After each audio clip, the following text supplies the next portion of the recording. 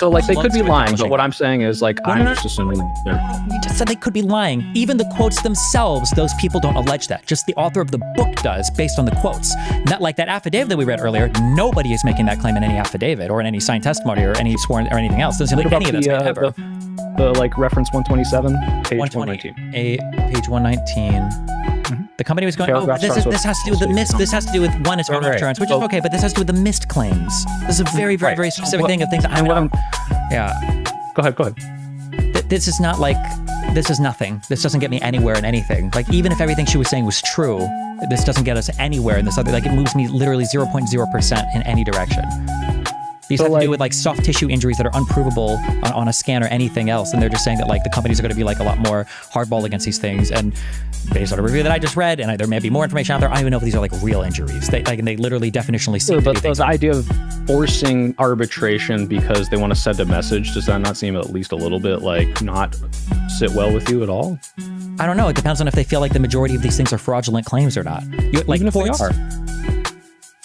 The nitty gritty, like, what do you think my overall point was? I think your point was that him at the platoon level or at the enlisted level is not giving perfect. That's kind of weird. All right, hello. Hey, can you hear me now? Yeah, I can hear you. Okay, what's up? Sweet. How's it going? Thanks for having me on. Sorry, our last interaction was a big shouting match, but yeah, I just wanted to come in here and try to show you why I think what I think on healthcare and see if I can't convince you that it's at least a much bigger problem than I think you were alleging in our debate. And I'm trying to do it in good faith too. But did you get the email? I have a document just full of stuff that you can click on as we go through this. I don't know if that's going to be too overwhelming. Yeah, sure. Before we go over this, let me just set like the standards of what I'm thinking, so it doesn't feel like I'm moving the goalposts or anything, because these are going to be pretty significant. But okay, so when we identify something that is a problem, there's two different elements that I'm looking at here. So one is going to be that the actions themselves are either one, like out of alignment with historic norms or industry norms, and that might be across US markets or across the country. And then two, what like the motivation is for that, and if we can discern that at all. So for instance, let's say that we make a claim that company A is bad because they do X action. If I find out that like X action is an action that every company does worldwide and has been doing more or less in alignment with these things for the past, like 50 years, we're like, okay, well, it doesn't seem like it's as big of a deal as we're saying. And the second thing is like, if we can discern like what is the motivation. So if there was like a new regulation passed versus like a new accusation made where something is leaked or whatever, like these are all things that I would consider, but that's just kind of what I'm looking at, if that makes sense. Does that make sense what I've said? Yeah. That makes perfect sense. Although I do want to question, if it turned out that the practice for 50, 60, 70 years was something that you would disagree with, would that matter as much, right? So like say it was like, hey, like we are, like, again, I'm not going to claim this is happening, but like the worst case scenario, they're just like, we love killing people. Our insurance policy says deny 100% of people, kill them all. But that was the industry practice. You would obviously disagree with that. That wouldn't be an argument as to why it would be okay, right? Yeah, probably. I would look to wonder why this has been allowed to go on for so long. And then, I mean, there could be even nefarious reasons there, but yeah, that would be my questions in that direction. But yeah. Cool. And yeah, just on the same page of like establishing things ahead of time. I'm not expecting to get you all the way to where I am. I mean, all the onus is on me. I'm trying to prove a positive. All you have to do is find one disproof anywhere. And if you bring up this list in the doc I shared, like 7 points I'm going to try to get through. So I've listed it easiest to hardest things to prove. If we fail somewhere in the middle or even on the first point, I completely understand. Maybe you don't see it. Real quick, am I able to open this on my stream, or if people have access to the URL, will they be able to fuck with it? We'll find out really fast. I'm pretty sure only you can edit this, but just so this is like a little, interactive worksheet. I wanted to have fun. If you click on the first point, be seen as good faith, can you click on that and it will take you down to, you don't check it, but it'll take you down to the evidence. And then just down here in the evidence section, we've got my arguments. Obviously, there's no evidence for me being seen as good faith, but this is just like the little test, little preliminary question you see on the SAT before you take the actual test, right? So this is why I think you should think I'm good faith, because in our discussion, don't get me wrong, it was a little frustrating. You called me a liar a few times, but I know you talked to these. A bunch of stuff. I don't know. But it was one of those like, sound bites where like, I've heard you say that exact wording in those exact cadences. And in that moment, I wasn't like personally insulted. It felt more like, all right, you've talked to a bunch of dipshits who don't bring evidence, who don't back things up, who are trying to push an agenda. You don't know who the fuck I am. So this is me saying, hey, like, no worries, I get it. Hopefully this will be my way of showing you, at worst, I'm stupid and misinformed, right? So if that's the case, that's the case. Sure. But yeah, so like I said, already first argument, there's like a bajillion points where you could, say, hey, I've disproved this thing. You have to prove every single positive to me. So if this falls apart, no worries. Yeah, if I was bad faith, I don't think I would create this whole 15-page document, which I've done in the past day and a half, because I really care about this stuff. I think you have a huge platform. And if I can even push you a little bit to the left on this, I think you'd be advocating for better change.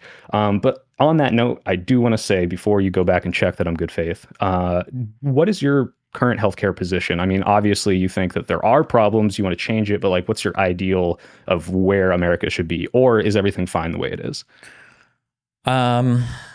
So one of the things that I think about when I think about like what works as a monopoly and what doesn't is when you have to duplicate infrastructure. So for instance, ISPs or utilities, having these be not monopolies seems really stupid, because I don't want to have like 50 different sets of pipes or 50 different like internet cables or 50 different like electrical wires around to the same house. So that's like the duplication of huge infrastructure, huge barrier to entry is not good.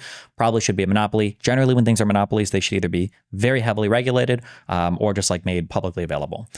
When I look at healthcare related stuff, I see a lot of duplicate infrastructure in the forms of like healthcare information or payment stuff. And I think that health insurance companies deal with like payment stuff.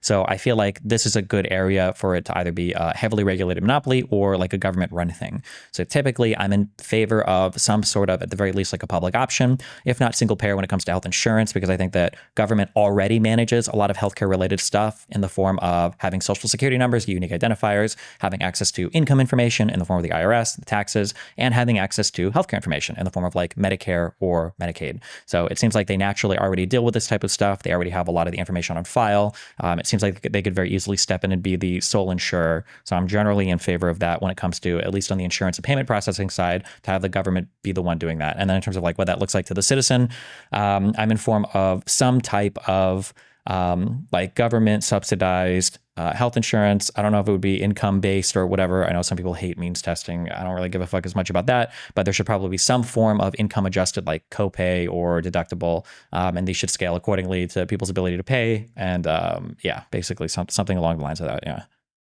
Okay, sweet. And then I guess just to clarify that, would you say like a model, like a Germany model, where it's because I'm not like, I'm a Bernie kind of supporter, but I'm definitely to the right of him, because he said like abolish all private insurance. Would you be in favor of like a dual system, private plus a public option? Like it sounds like that's kind of what you're leaning towards, but maybe yeah, I think less than that. I used to call this multi-payer, but I think I might have been incorrect on that, or different people called these things different things. But I think private plus I think is good. So like having a public option or having a single payer, and then like, but some people say single payer means no private. So, but yeah, having like a publicly available government insurance that everybody is like has some minimum level of care, and then a private insurance market that you can pay into if you want the rooms with like the scented candles or whatever the fuck. Yeah.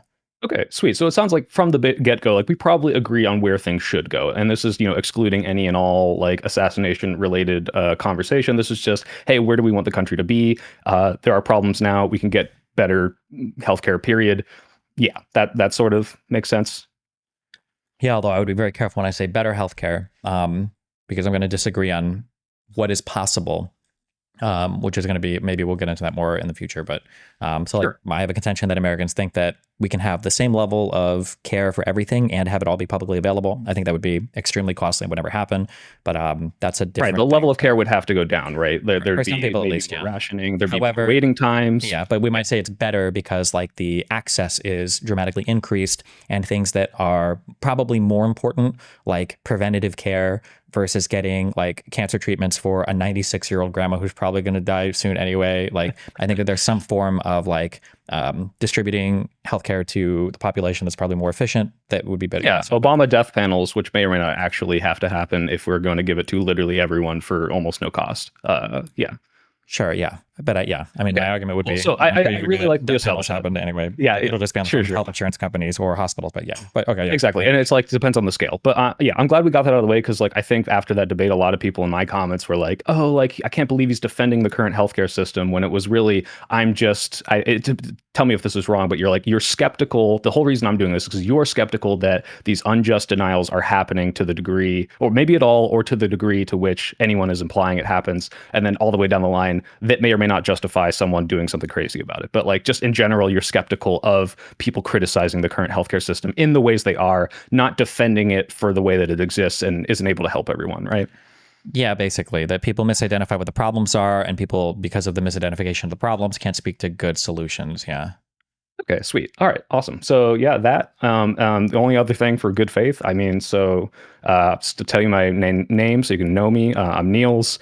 I have a background in aerospace and software, and like I said, I've been watching your stuff for quite a while. I really like the way you debate, so I hope you can get to know me on a more personal level. And this is less about like me trying to come in and be contentious. I'm really trying to change your mind because I think it would do good. So that's just my last argument there. So if you agree, as per the rules of the document, you can go back up to the checklist and check off be seen as good faith. Gotcha. Okay. If you don't, then we failed on be seen as good faith. But you know, Gotcha. you can't read my mind. You don't know. Sweet. Okay. So the first argument that I'm going to try to establish. So again, this is easiest to hardest. I want to convince you that insurance companies unjustly deny people their payouts. And when I say unjustly, I'm specifically meaning that they would normally otherwise pay this claim, but they are not. So that doesn't mean they don't put a reason on the denial, because like you established in the debate, you have to put a reason, right? You can't just say, I'm denying this, I'm not telling you why. But what I am saying is they find ways around giving people what they usually would give them, or giving them as much as what they need. Does that make sense, what I just said? Just the concept, not that you agree with it. Or if you agree with it, we can check it off right now. It makes sense. The only thing that we also might fight on here, or that there's going to be a lot of contention on, has to be it's going to be around the what is necessary part. I think that there's a lot of debate on what that means, but yeah. Sure. And just to show you like a counter argument, have you seen the Michael Moore documentary Sicko? I think Kyle Kalinske is telling everyone to watch it because it's like, oh, look how bad the healthcare system is, right? Have you seen that? No, I haven't. Okay, so it's a good documentary, but it does do the whole almost like Project Veritas level of like, this is a little deceptively edited, like you're putting like the scary music over the healthcare industry. And some of the examples they bring up are what you just described, where there's this big deal about how this woman got denied healthcare for her husband for a bone marrow transplant. And it turns out he really didn't they couldn't prove it wasn't that it was useful. It was like experimental. Sure. And so it's like, yeah, he died, but like this might have been a just denial. So that can happen. And those are not going to be the ones I'm trying to cover. Yeah, but, sure. If we click down to the evidence section, my arguments for this are whistleblower testimony from higher ups, adjusters, and more reveal that claims are denied for the sole basis of profit. Denial reasons are created through loopholes or other tricks. Wait. And then, Where are we? Sorry? Where are you reading this from? Oh, excuse me. So if you click on the claim, I got you. Okay, I'm done there. Yeah. All right. Okay. So leaks that come out after much fighting from insurance companies show that McKinsey advises massive denials, knowing that most won't fight back, and those who do won't find it to be worth it. Number 3, the Senate report from Blumenthal is the most recent example of denials that are unjust. And number 4, all we know that is reported is when it comes out from litigation. So with shoplifting, there's more than likely, or based on the processes that are applied here through leaks that we see are in the company, are going to be underreported cases. Now, I'm not asking you to accept any of this yet. This is just what I'm trying to establish with the following evidence. Okay. Do you have any issues with any of these? The biggest issue that we might run into when it comes down to arguing this is I feel like there's a lot of stuff that serves as a really good foundation for like a hypothesis, but some people assume that it is a conclusion. So for instance, like a whistleblower saying they deny this because they're just looking to increase their profits might be like a simplistic thing that is actually reasonable, or it might not be happening, but because it's just the testimony of one person and it doesn't really say anything about what's happening, like it's like I guess like an example of this might be that like maybe in a I'll just stick to hospital stuff. Maybe in a hospital stuff, maybe hospitals code COVID-19 patients a certain way so that they get a bigger payout from the government. You're aware of this, right? Or a payout from whoever is paying, right? And so like arguably, I mean, if money is fungible, the coding for COVID-19 patients is done for profit. That is true on a very strictly factual level, but like on a broader level, it's a bit of a misrepresentation. The reality is, well, of course they have to code COVID-19 patients differently. They expend more on them, whether that's a bed, whether that's a ventilator, different medications, or different protocols. So of course they have to bill more for them to make up for the cost of care. So if a whistleblower were to come out and say like they code COVID-19 patients as more so that the hospital can make more money off it, while that is strictly true, I don't think it's evidence of there might be a good reason for it. Yeah, exactly. Yeah. So okay. Okay. And not I to don't write disagree off with that all whistleblower testimony, but I would have to like follow that up a little bit more. But yeah. Okay. I agree agree. Actually, I have, if you scroll just a little bit, there's like this like ranked sources key. This actually might not be a green source. The reason I listed it because it's what she's saying is true. It's like seems dead to rights, but essentially I've ranked it from if this is an internal document or like whistleblower from a higher up testimony, this would seem to be like understood practice within the company that is widespread versus the next tier being like if it's an investigation and it comes out, like that might be a little less obvious. Next tier is an employee account. That's a lot less, that could be a begrudged employee. That is a lot less credible. They're not a higher up. They might not understand it as well. And then the last tier, red tier, is anecdotes, right? Because like we can see people saying, this hurt me, this denial killed my friend, whatever. That might not be true, or they just might have a gross misunderstanding of their options and what they could have done, right? Okay. But just on that note, real quick, on the anecdotes, like, what is your perception that like these people, these thousands of people coming out and saying, hey, this is bankrupting me, hey, this is killing me, is it like a misinformation problem, or is it like this could be true, but the insurance companies might not be doing it unjustly, it's just the practice that they need to do to survive? Like, what's your explanation for that, just off the top of your head? It would depend on the particular thing, but it feels like to me, just on the anecdotes that I see pop up on Reddit and on the stuff that gets reported, that a claim will come out, somebody will say, not like an insurance claim, but somebody will say something like, I was denied an essential treatment for an issue. And then when you go into it, one of two things has happened. Either one, the stuff was like very clearly outside of whatever the coverage was that they had originally paid for, or two, that this was like kind of like the example you brought up earlier. There was like a last line, highly experimental treatment with a low likelihood of success, and they'd already exhausted like 6 or 7 other treatments first, and the chance of that last thing even working were questionable at best, and then the insurance company didn't want to spring for it. Right, and the insurance company jumping in there, like that would be a good thing, right? It's like, hey, I don't want to give you $100,000 for this experimental treatment that may not work when I could be giving that to people who I know need this treatment, who I know like it will work on, right? Something else. So like, you could say theoretically, that's not even bad. I wouldn't say that the like insurance company is motivated by their goodwill to do good by more people or whatever. Sure. But I mean, like that. I mean, but it's possible that it's not just evil. Like, oh, like you, we don't want to give you this money because we'd like you to die. I think she implied in the documentary, like, oh, did you do this because my husband was black? And it was very like, really? Like, do you think that's why they did it? But sure. Yeah, I mean, maybe, who knows? Okay, so then the first thing which I watched, which is, before I do this is old. Are we going to completely discredit anything if it happened in the past? I mean, no, everything happened in the past, technically, right? Sure. But I mean, like, the only thing that's important is that, like, my understanding, I could be wrong, but my understanding is after the ACA, there was a whole bunch of new regulation and everything that came in that changed the way that a lot of these insurance companies function. So I think it's good to look at. I think that's the one policy I think that you would have to affirm the positive for me on, which is, what did the ACA do that would prevent any of these things I'm about to show you from happening now? Sure. And like, yeah, that would be, I would want to see that for sure. Okay. But how are we going to do this? There's a link there, this Blue Cross testimony from Linda Peeno. I think this is like, wow, this is insane. Like, this is just her admitting all of the things that I'm claiming. But how do we watch this on stream? Do we just both click on it and then 3, 2, 1, go? Or I could click this. Okay. I think I can share screen with you and it'll share the audio, I think. Does that work? Do you see it? But it won't show up on my stream. Let me see if I can. Give me a sec here. Let me just add a window. Wait, what are you streaming on? Not Twitch. Don't worry. It's YouTube. Oh, yeah, what is your? I mean, what's your stream like? I can link your stream at my stream. Oh, sweet. Yeah, it's Let me just grab that for you. I appreciate that. I mean, is anyone going to jump from your stream to my stream? Well, it's always good for publicity. Get something out of it. Yeah. I didn't even consider for a second that talking to you could grow my channel. There you go. Here, I linked it in chat. There you go. And interesting. Okay, so yeah, you're sharing your screen. I can see that. Let me see if I can give that window to. We could also just push play at the same time. It's easier for you as well. Let's do that. Yeah, it's probably easier. Just 3, 2, 1, go. If you need to pause it. And do you want to do it? And I know you like watching stuff in 1.5 times speed, right? This is 5 minutes, but like there's a lot of evidence I have. So sure, we can 1.5 it. All right, I'm at 1.5. I'm 0. Count me down. Wait. Let me turn off this bullshit. 1.5, 0. Okay. 3, 2, 1, go. Good afternoon, Mr. Chairman, members of the committee. I thank you for the opportunity to be here. My name is Linda Peeno, and although the witness list does not reflect this, I am a physician. I'm a former medical director and medical reviewer. I did the job that was referred to repeatedly in the first panel as a physician manager for 3 healthcare organizations. I currently, though, primarily work in medical and healthcare ethics. I am here primarily today to make a public confession. In the spring of 1987, as a physician, I denied a man a necessary operation that would have saved his life and thus caused his death.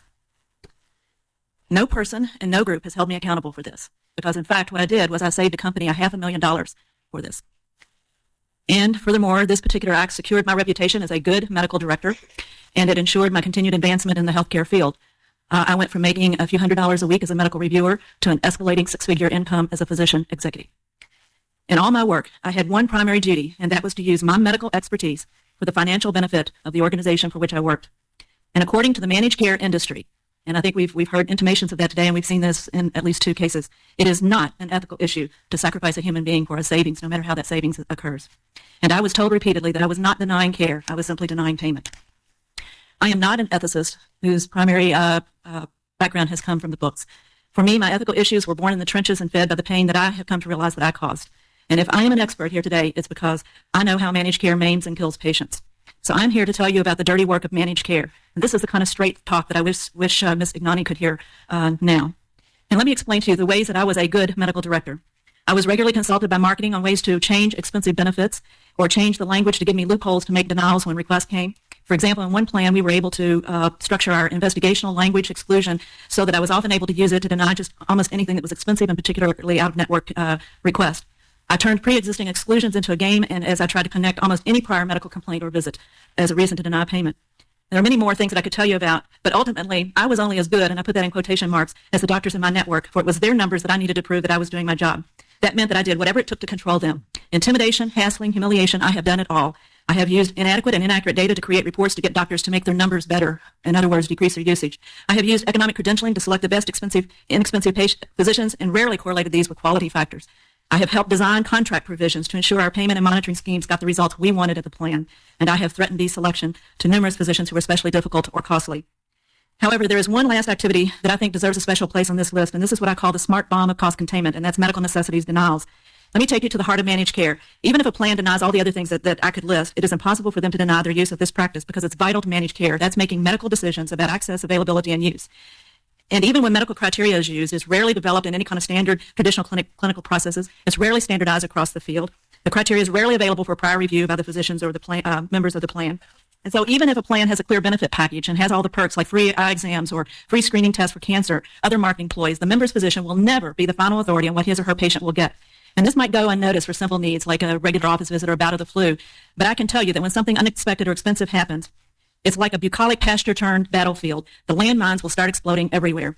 And somewhere in every coverage booklet for every managed care plan is a claim that establishes the plan as the final authority for making determination of medical necessity. And what this means is that there is some physician at some plan doing what I did. That person rarely is continuing a clinical practice. They're sitting behind a desk making decisions about a patient they will never see or touch, completely removed from the consequences of their decisions. They're getting paid by someone to make decisions for the benefit of the plan and not for the benefit of the members.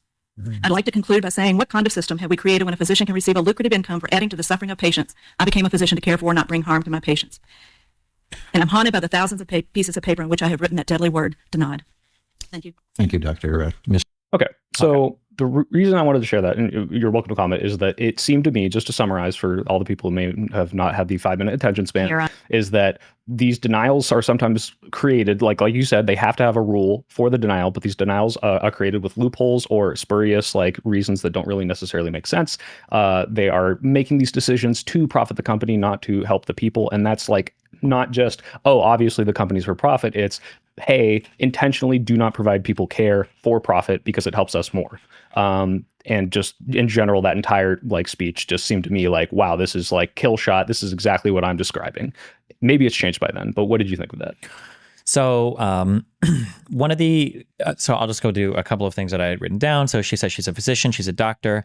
Obviously, a lot of these things, we have to get into the weeds on to be curious if she's ever said anything about what particularly happened. She said that she denied somebody some type of claim that resulted in their death. This is one of those. That claim is the weakest ones, by the way, because that's the one thing that Humana backtrack, or not backtrack, but tried to fight back on and said, hey, like this might not have saved him. That was their argument. So like, if we let's just ignore that one completely. Yeah, that's fine. I'm just running down the things, just some things I'd written down. Yeah, sure. So denied someone their life, caused their death in 19 whatever. I'm curious, like what did that actually look like? Was this like a first line intervention, or was it like but you said we can ignore that. That's fine. Yeah. She's saying some things that, like, ideologically, I am glad that she would say these as a doctor, maybe. But unfortunately, in other parts of the world, but we have to bring in like reality. I don't know how appropriate it is to consider this like a moral good or bad. She said it's not ethical. I think I'm paraphrasing. I don't think I got the exact quote, but she's like, it's not ethical to deny a human being his life in order to save money. Unfortunately, or what? I guess, what do you feel about that statement? Okay, that is entirely dependent on to what extent it's happening, right? Because it's going to happen, period. You mentioned this in the debate. If we had single-payer healthcare, there is a non-zero amount of people that will be denied healthcare. It is rationed. It's a zero-sum game. Some people are going to have to be advantaged. Grandma who's 93, who needs cancer treatment to live a week, is not priority over 20-year-old who needs back surgery to be able to walk, right? So that's possible. I think the issue here is, like, you would agree that in principle, inherently, that is not a bad thing, because sometimes you just have to do it in any system. It's impossible to help everyone. But that these people are doing it when they don't need to because they want to make more money. That is the claim I believe she is making. That's the claim I'm convinced is happening pretty much based on what I've read. If you could show me that's not happening, then I would admit, hey, like, I guess this is just... I guess it's just the issue is, are you familiar with the concept of like the fungibility of money? More or less. I know how tokens are non-fungible. Jesus. So I guess I'll explain for you so we're on the same page, or for my audience so they understand. So fungibility of money means that let's say that you're going to go and buy drugs for $10, okay? And let's say that you also have to buy food, and food is $10. And let's say that I know that you're kind of broke, all right? And I want to give you $10. If I give you $10 and I say, here's $10, but I'm only giving this to you for food, don't buy drugs, okay? And let's say you already have $10 and I know you really want to buy drugs. If I give you $10 for food and I tell you it's for food, and then you go out and you spend $10 on food and then you use your $10 on drugs, some people would say, well, because of the fungibility of money, it doesn't really matter what you give them the money for. You've essentially subsidized some behavior that you might not like. Does that make sense? So like, even though I gave it to you for food, now because they were only able to buy the drugs because you gave them the $10. They would have needed to buy food, but yeah. Something like that. So the one challenging thing is when we say that like a medical company is doing something for profit, like I could argue that literally every single billing that they do is for profit, because at the end of the day, like all of it is them. Like if I make $100 million and $1 million is profit, right? I mean, if I wouldn't have built, so it's like, what's the difference between we need to do this to operate and the hey, we are doing this because we want to make more money. We don't need to.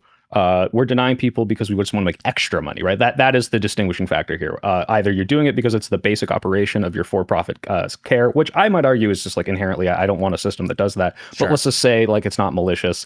Yeah, like how do I distinguish those two? So I'm going to try to establish that. We're not there yet. This is just that they did, like, this first claim is they deny claims that they don't need to. Well, I guess not even that.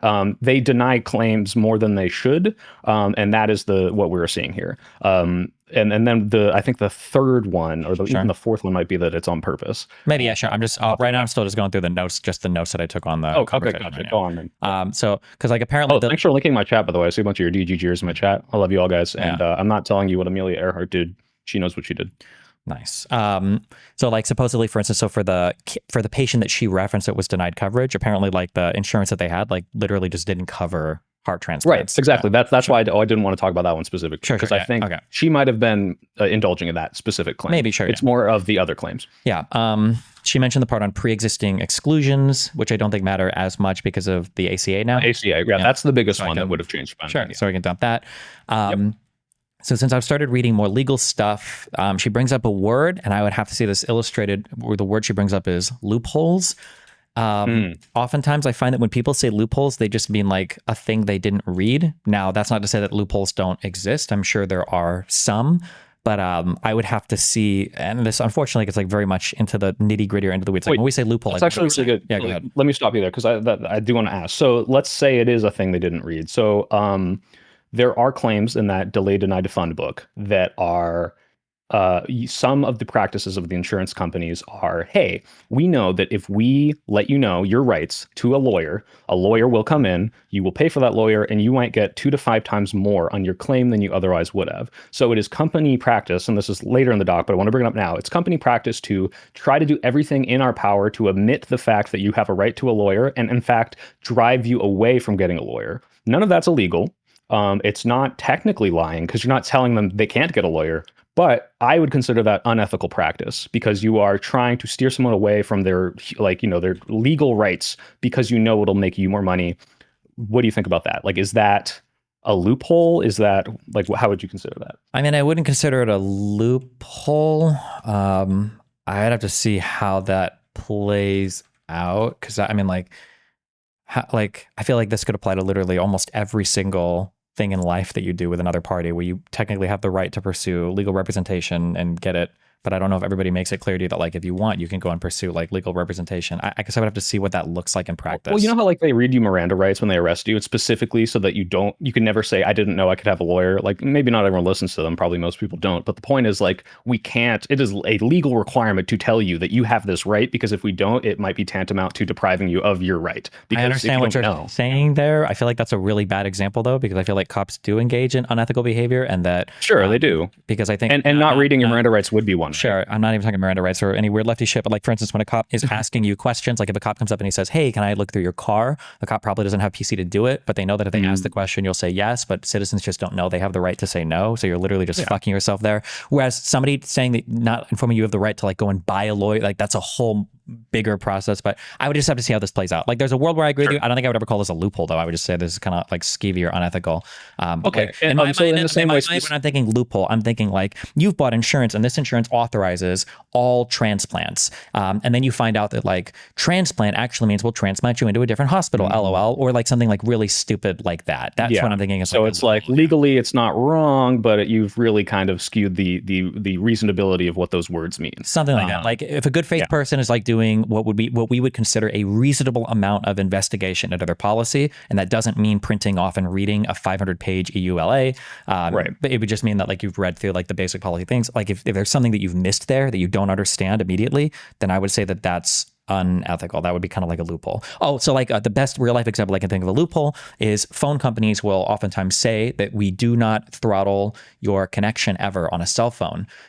You have unlimited bandwidth, but almost all of them will say after you've consumed like 23 gigabytes of data, we're going to deprioritize you, which in effect is almost always throttling you to like 700 kilobits per second. Oh, yeah. No, I had a cell phone company that said 5G unlimited plan, but what it really was is 2 gigs of 5G and then unlimited 2G. And at the time, 2G towers didn't exist anymore. So it was really just 2 gigabytes. Basically. It was actually fraud. Yeah. So I feel like that. So that would be like, these would be things that I would consider loopholes. Yeah. Okay, sweet. So we may get to those. I don't know if we'll find anything specific that is a loophole, but I would consider telling someone they're denied for a reason where the reason they make up is like based on what her claim is, the reason they give you is something that normally would not be a reason, but it's like, hey, what can we find here that's like, you didn't submit this document within this specific time window that we don't normally enforce, or technically that's allowed, but it's trying to find reasons that just like you or I would probably consider bullshit, but are used to overly deny these claims that would otherwise they'd have to pay out. Sure. Theoretically, I think that could be bad, depending on how it plays out. But just in terms of what you just said there, taking at face value, that sounds like it would be a bad thing. Yeah. Okay. So I don't know 100%. Like in my mind, after everything I've read, I don't have like, oh, they are 100% doing this. Here's the legal document that is showing, let's do this. Let's be bullshit about it, right? Sure. I only have this testimony. So I understand the skepticism. Yeah. No, but what I'm saying is, the only reason it seems at this current point on that specific thing that we would even disagree is you are just more skeptical than me, which is totally fair. And that's why I'm just saying like, hey, like in the totality, all this stuff combined, none of it is dead to rights. Hey, this is the exact thing that is happening. This is exactly how many people are affected. Every company is doing it. It is more the totality of all this evidence combined seems to point that every time this comes out, which is very rare because it's only in litigation or whistleblowers, it points to the fact that a lot of people are doing this at much, much, much higher rates than they should be. Sure. That's kind of where I'm from. All right. Sure. Cool. So the next, Wait. I'm sorry. I'm still just going through just the. I've got two more things for notes that I had written on the conversation. Yeah. The I second. have way more things to go through, so you can go through as many things as you want. Sure, that's fine. All I did is I took notes on the 5.5 minute thing. So I've got two more points that I wrote down. One is she said that the plan is the final authority for managed care or whatever. As the payer, I mean, that just sounds like that would be true. I don't think that that's necessarily a bad thing. Obviously, this would depend specifically on how it plays out. And then she dropped that line of the goal is to profit the company and not help the people, which I would agree, but I think that's not necessarily a bad thing. It just depends on how that plays out. Depends on how it's enacted. Yeah. Yeah. Okay. So these are the things that Okay, cool. So I almost want to jump to a third point now, because what really I think the kill shot here for whether or not these people are doing it in a way that is what you might consider unethical are the leaked business practices from any of these companies that say, hey, we are doing this specifically for profit and we are told to ignore the needs of the people. But let's just go through, because we will get there real quick, because the other big thing, by the way, we're going to skip a good chunk of this evidence. Pretty much anything in red and yellow is just like, it's there for if you want to look at it. I don't know if actually you can link this to your viewers as like, hey, they can go through and click on these links and explore, maybe debunk any of them.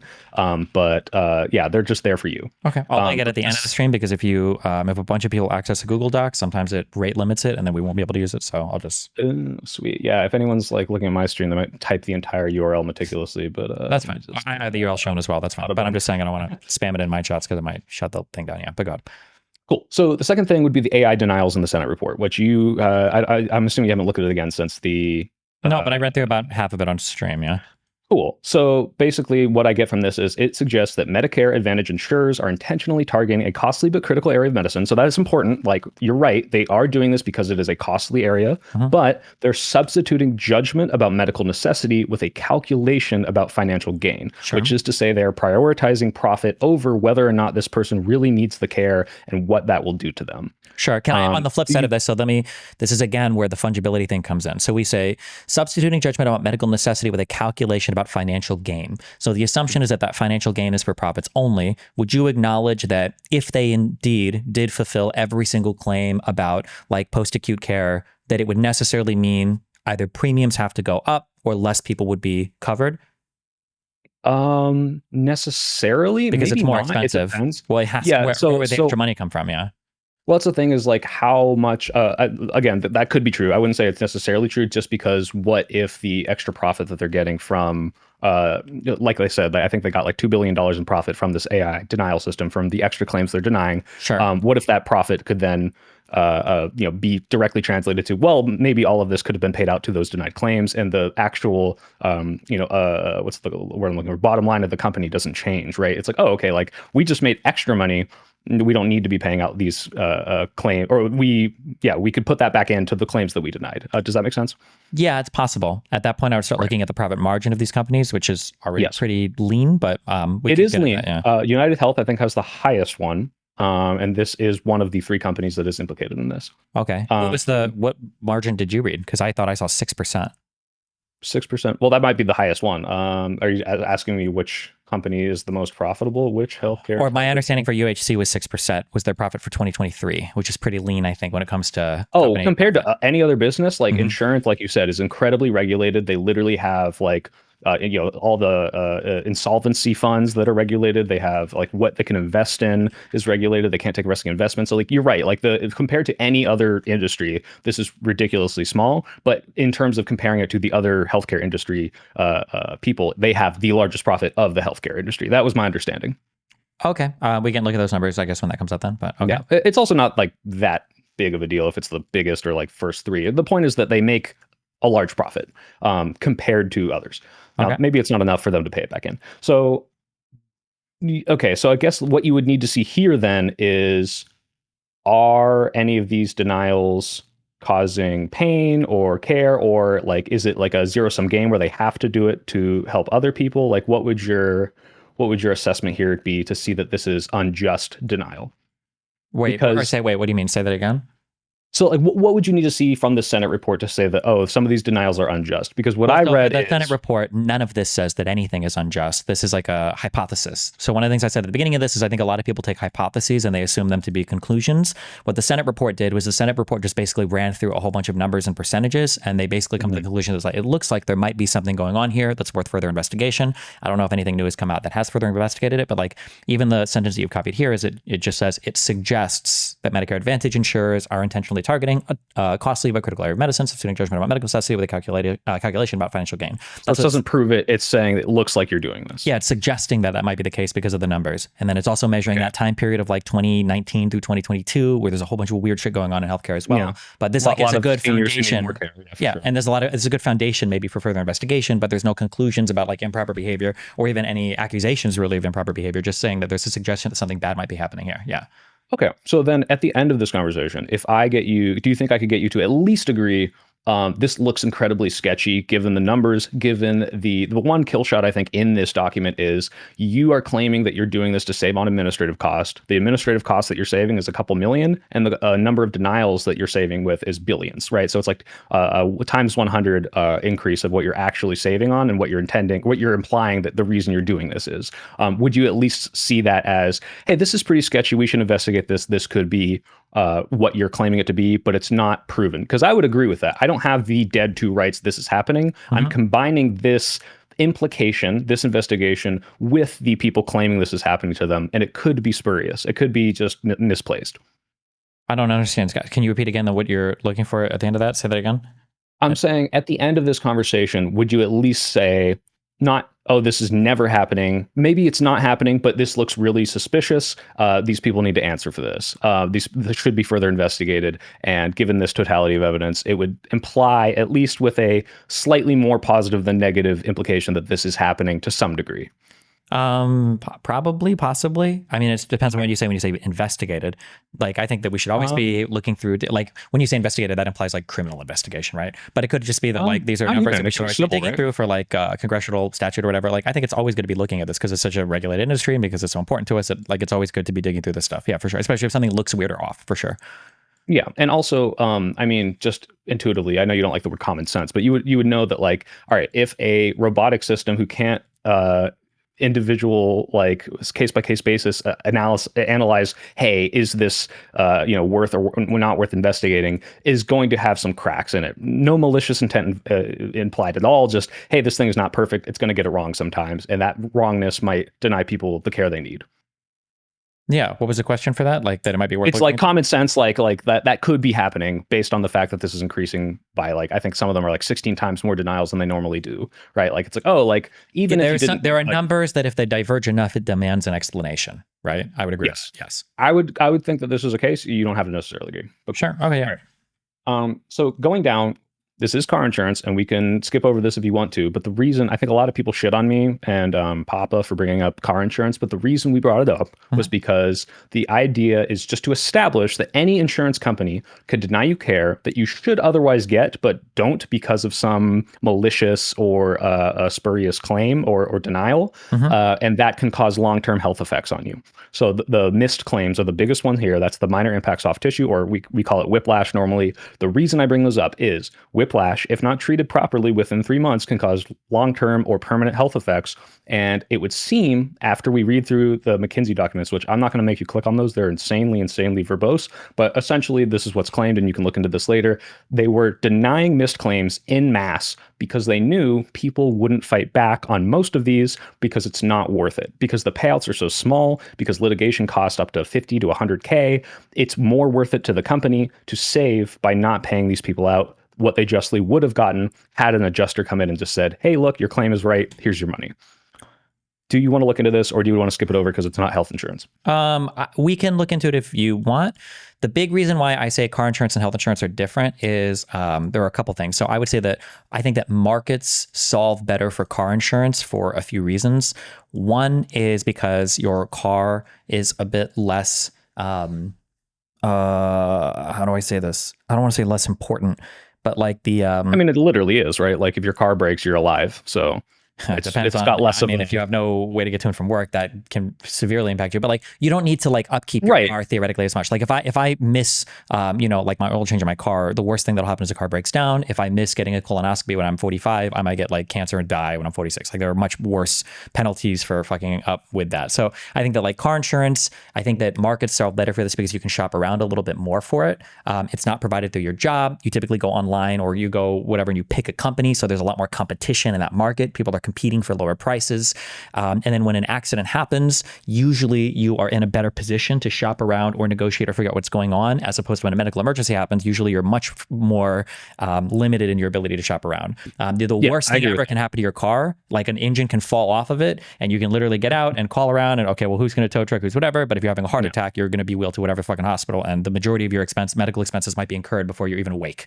No, 100%, so these are a couple things. But I would say you did bring up like, hey, losing your car could make you lose your ability to work, make you lose your livelihood. So even in this specific case, I mean, the claim is not just insurance companies are killing people, insurance companies are harming people. This could be something that I would view as like, once we get to the ethical argument of how people act in retaliation, this, you could be depriving someone of their right to work and put food on the table and live by saying, I'm not going to pay out your car claim, not because it doesn't deserve to have its claim out based on our normal rules, but more because I've been told, hey, let's just not do this because it will save the company money. Sure. So that would be a harm. It could be, yeah. And then since you've got like stories and anecdotes, I'm just going to go ahead and I'll just rattle one off here. So it might not matter or whatever. Maybe this won't come up or whatever. And I will caution that, of course, it's just a single person's thing or whatever.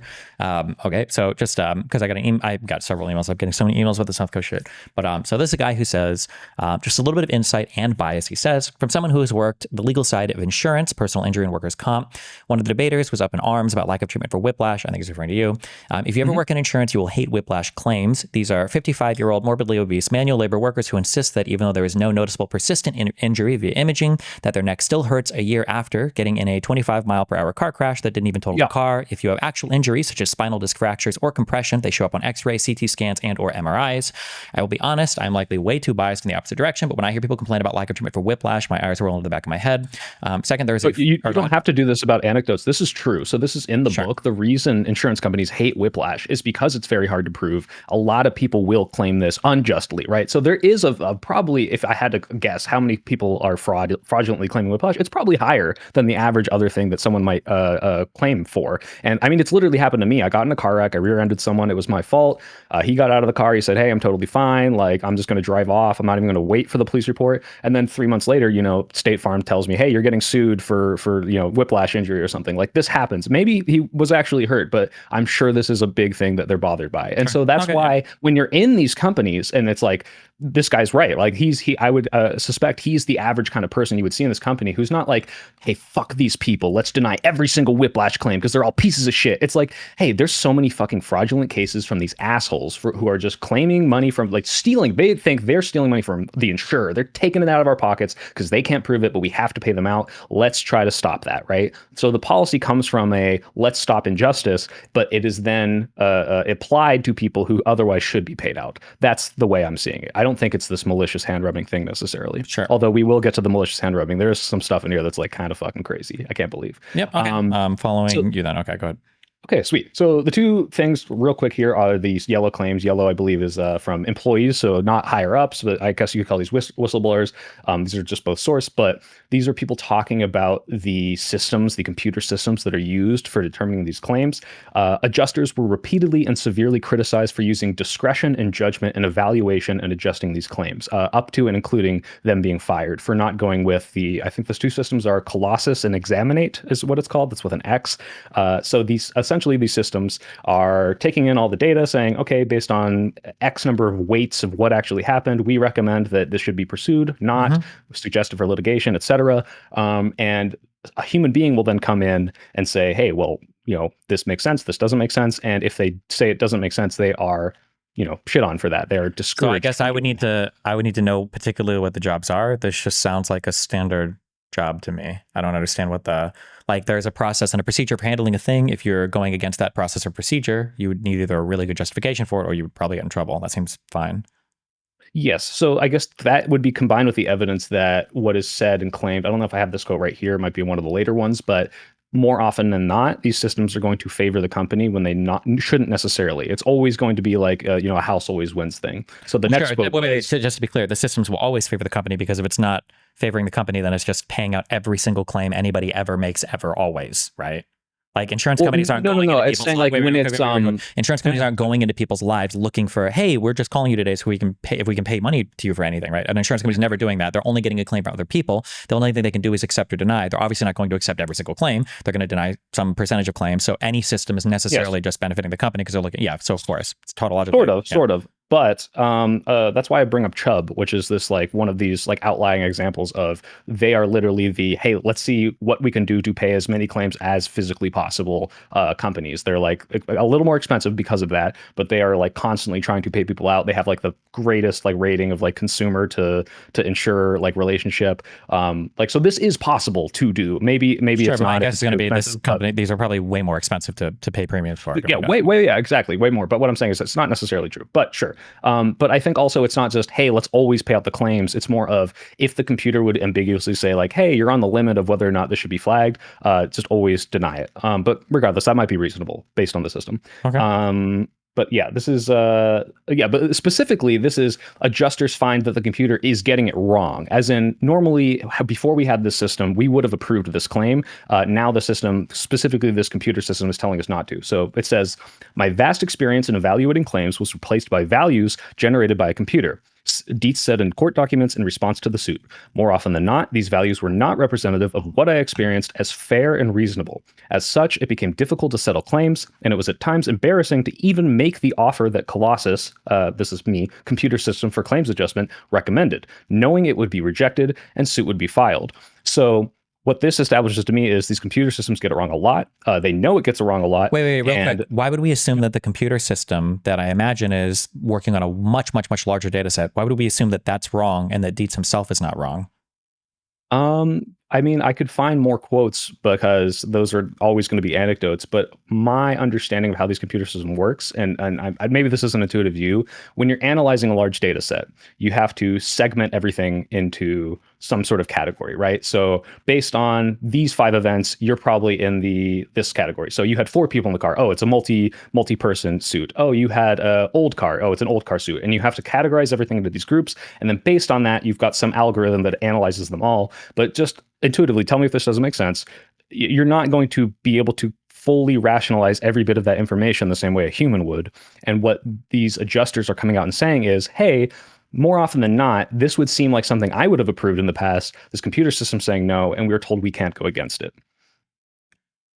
Yeah, but I guess the question would be, why would I assume that the individual would have a better call than the computer system itself, right? Like it could also be the case that there's an individual that might deny a particular claim that maybe the computer system say, well, we would approve this one. I mean, like I don't know why I would assume like an individual. I think you see more people coming out and saying like, hey, this is over approving claims, right? Which actually that did happen. Why would you ever come out publicly and say that? That would be like a horrible, I'm the guy that's going to come out and publicly defend my insurance company. Yeah, no, that's true. But if you look in the Senate report, this is what happened. At least internally, this is what they're claiming. Some system they had been using prior to this AI system was approving claims that they otherwise would not have approved, where it's like, oh, this thing is making way too many false positives. And that's why they tried to apply this one that had better data or better analysis in their opinion. So like it is possible both ways for sure. But it would appear that at least for Colossus and Examinate, this is the opposite of that. It's, hey, we would normally approve this and it's not. I've read a bunch of accounts from it in that book, sure. but I'd be careful to say I would normally approve this. So Dietz himself is saying maybe he would normally approve this. It'd be interesting if he given any particular examples or anything. I don't know if he did or didn't, or if that's even legal, but. There's a bunch of court cases. I didn't bring each individual one up because they're like anecdotes, right? So it's like, hey, I don't want to like just keep hitting you with a court case anecdote would give us at least a lot more of a factual foundation than a guy saying I would have approved these, but I can't. Oh, this is a court case. If you click on that link, this is from, what is the case called? Let me see. Is it Farmers versus Dietz? Farmers Insurance has asked the state court to silence 2 of its former employees who say a new computer program being used throughout the industry places unfair low values on its personal injury claims. This thing, yeah. Yeah, so this is from court documents. I try not to just get like, oh, hey, here's a random guy who said a random thing. Because like I said, like that could be a grudged guy, it could be just someone lying, but like almost all of those things I've linked in here are from the court. So. Okay. this court case sounds like it had to do with basically silencing prior employees that were working as expert witnesses that were attesting to. It's a class action lawsuit against farmers for telling them to act a certain way that they weren't okay with, and they either got fired or stepped down or something like that. Yeah. Sure. Do you know any idea what the outcome of this case was? I do not off the top of my head. No, sorry. Of course. Okay. Okay. Do you have any idea if he brings up in particular like any examples? I don't know if he's allowed to. They might not be allowed to say that because of privacy reasons, but I can grab one real quick. Let's see. I have my Kindle open. Did you? I don't know if you have the book in Kindle, but if you might just have to take my word for it unless I screen share. Give me a sec here. Let me Control F deets. Many adjusters, disheartening. Because they have a bunch of anecdotes in this book that I just didn't write down because I'm like, okay, like here's a sob story, boo-hoo, this person got hit, they got denied a claim, but like what does this establish other than this, they got it wrong this time? Actually, let me see. I actually might have some in here. Let's see. Financial ruin, long-term death. Let me just type V dot Control F. I'm going to give myself a couple more seconds here, but no, I don't think I have any here. okay, that's fine. That's not like would a you want me to pro wait or for minus. That's not a huge deal, but Okay. But okay. Okay, let me see what's next in this. So we've got that. We've got the AI denials. We've got the missed claims. Oh, wait, no, right below this. Okay. So first of all, this is the McKinsey document that's like all these documents leaked. It came out after a lot of litigation back and forth. This was in 1990, and they were advising Allstate. I do want to mention, maybe you know this. How the hell do you find what McKinsey's clients are? Because I've been told they advise many other people in the system. I've been told that they advise healthcare companies, car companies, like pretty much everyone under the sun, but I cannot for the life of me find like, hey, these are the specific people that we have gone and done seminars with. Maybe it's just because it's everyone, but I don't think they like telling people. McKinsey leaks, as I don't know what we would look for. Sorry, not for the leaks. The leaks are this link right here. I'm going to copy paste it down to where you are. I don't know if a client list would ever necessarily be made public. That would just be the prerogative of the company if they want to brag about who their clients are, but maybe the clients want discretion. I don't know if you would. Yeah. Okay. Yeah. Well, before diving into this, the reason I bring it up is if this is like the, dead to rights, okay, these are internal leaked processes that are pushed on this insurance company saying this is how you do things, and it seems pretty damn malicious. Courts have found this malicious.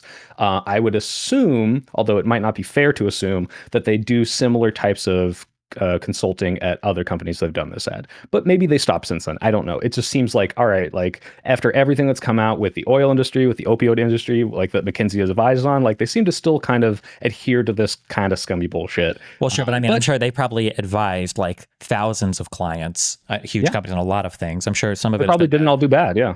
But so like the thing when it comes to consultation too is that like it's not enough to just show like this was a thing that they were given in consultation. Like I think this is like a good foundation for a hypothesis, but not for a conclusion. Like I've been consulted on acts that I think I would agree are scummy. But they execute these at least these leaked documents. Like so the major denials that McKinsey advises. This is like, hey, we are proven that you followed through on this and did what you were told. Wait, like McKinsey. Proven that they denied the things that McKinsey told them to deny for those reasons, or just that they have some denials that could have potentially fit? Because like if McKinsey says, for instance, like denying the soft tissue stuff would actually help you guys so much, and then following through might have been like 50% denials, when in reality they just continued the 5 to 15% denials, whatever is normal. That wouldn't prove that they took that advice. They were just continuing on the way that they were before. There might not be that link. Let's read. I have the quotes from the court conclusions on this, but essentially, yeah, like just to reiterate, these what McKinsey said is, hey, these claims won't be worth pursuing litigation on. The payouts are low. Denying them for whatever reason will result in a portion of people, 1, not following up,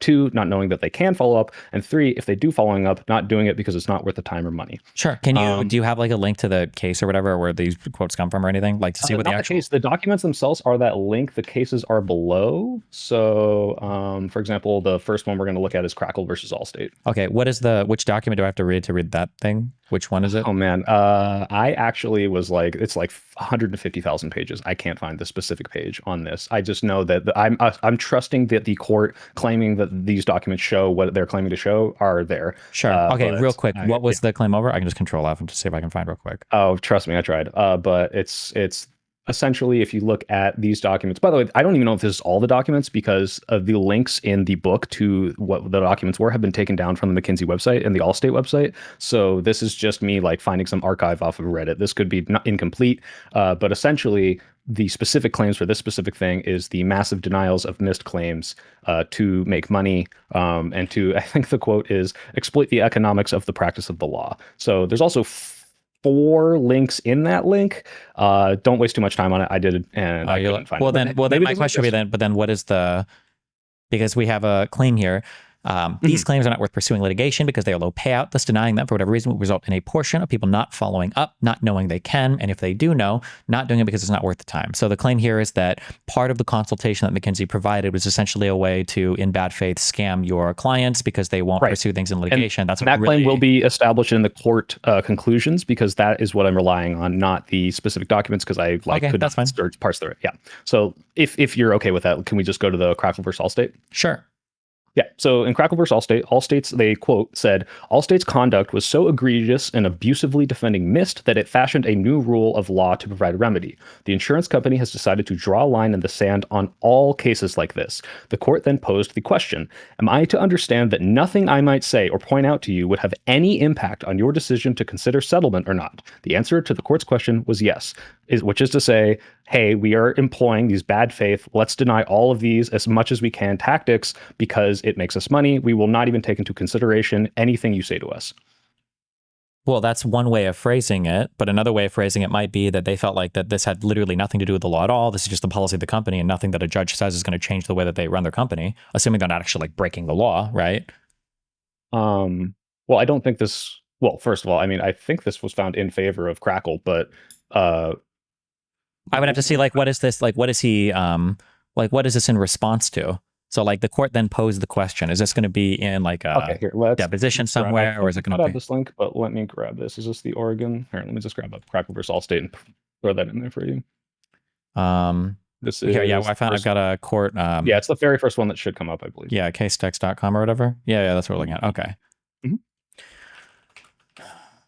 Okay.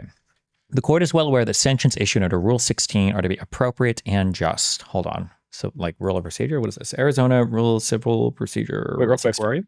I control F. Sorry. Am I to understand? I'm just curious where that quote came from. Gotcha. Thank you. Yeah. So this is under, what's the subsection? I'm not sure. This is big. God, yeah. Oh, appeal. Yeah, it says that the court is well aware that sanctions issued under Rule 16 are to be appropriate and just. Several factors loom large in this court's decision to issue the sanctions it has. First, in discussing the potentiality of settlement, counsel stated the insurance company has decided to draw a line in the sand on all cases like this. The court then posed the question, I might understand that nothing I might say or point out to you would have any impact on your decision to consider settlement or not. The answer to the court's question was yes. Counsel acknowledged during the joint settlement conference that there is no allegation of contributory negligence by plaintiff or anyone else. Both were affirmatively alleged by defendants in their answer. Hold on, wait. I just want to be clear. Who are the plaintiffs and defendants in this? This is Crackle. The defendants are Allstate. Plaintiff is Erica Gunther and Tammy Drennan sued Allstate Insurance Company and attorney Blaine Gobb for abusive process. And then a jury found that Allstate was liable and they awarded them compensatory but not punitive damages. The jury found in favor of Gobb on appeal. They argue that their trial court abused its discretion in excluding evidence of Allstate's behavior in several other claims and excluding portions of a judicial order sanctioning Allstate and the underlying personal filed against Allstate and denying the request to produce several Allstate claims files. They also argued the trial properly instructed the jury on the elements of an abuse of process claim. Allstate cross appeals, asserting that the trial court erred in denying its motion for judgment as a matter of law and that the jury's verdict in favor of necessarily exonerated Allstate as well. We affirm all of this. Okay, so this is just going over that appeal, I think. Okay, sorry. Okay, that there is no allegation of contributory negligence. Both were affirmatively alleged by defendants in their answer. Okay. Procedurally, the outline of the case, as has been pointed out in this minute entry, has appeared to be a war of attrition rather than any reasonable attempt to discuss the merits of the case. Furthermore, by trying to have Gunther and Drannen's attorney stipulate to cancel the settlement conference, defendants made clear that it was their intent to derail the court's directive to appear and participate in good faith negotiations and settlement nearly immediately after the judge's order calling for such conference. The other primary factor preceding the final straw is that counsel's and perhaps defendant's decision. When we say counsel here, counsel is Allstate, I believe, is what we're referring to. Counsel and perhaps defendant's decision to not participate to a meaningful extent was made clear that there was no discussion of any kind between counsel, the insurance adjuster, or the defendant. Or maybe that's not true. Maybe counsel is referring to something else. The insurance adjuster or the defendant, conclusion. Those remarks included an inquiry as to whether the expert, Dr. Lawal, would in fact present testimony to attack the necessity of treatment. The response was that the doctor would testify with specificity that Drannen, who the defendants concede was 6 months pregnant at the time of the accident, should never have sought a medical exam. Who the defendants concede was 6 months pregnant should never have sought a medical exam of any time. It was at this point the court inquired whether the pretrial settlement memorandum did not contain the doctor's report, as it was referred to within their memorandum, and a concession was made the doctor had not opined that no medical exam would be needed. Okay, so coming back to this quote, what are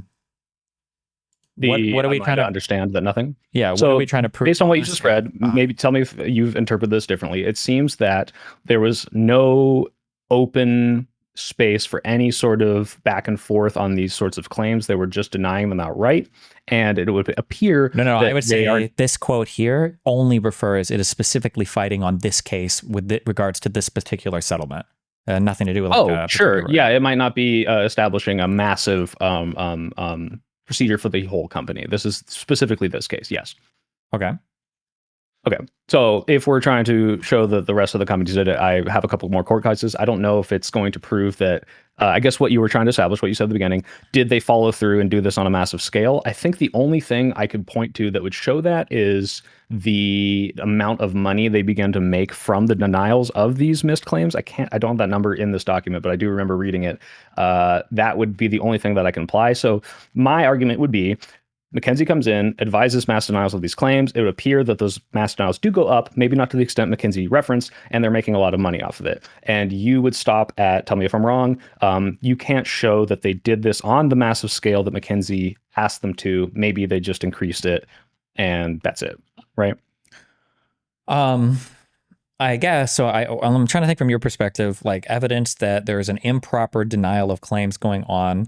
I feel like things like the obvious gold standard would be like some sort of criminal suit, although I don't know if that would ever happen. The next would be like a class action suit showing that they were supposed to pay. It was massive, right? Yeah. Okay. So at the very least, let me say, like, I'll call this, well, I don't want to say win because I'm not trying to like win over you, but just like I'll consider this a win having tried to convince you. At least this court case establishes some of these are unjust stonewalling claims where they really don't have a good reason to say no to you, but they're just doing it to make money.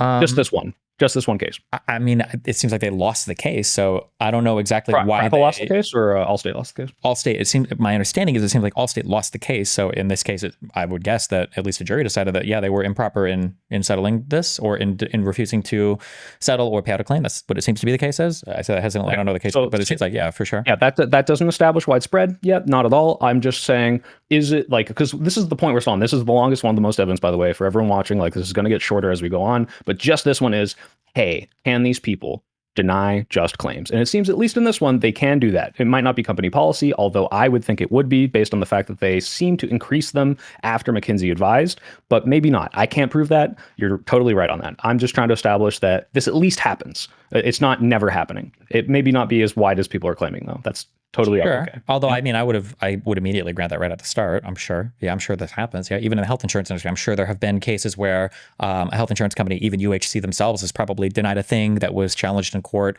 and then maybe somebody won eventually where they shouldn't have denied it. I'm sure it happens. Yeah. Oh, okay. Well, then we can skip the rest of this. And do you think, does that mean we can check off the first boxes? Insurance companies can unjustly deny people their payouts?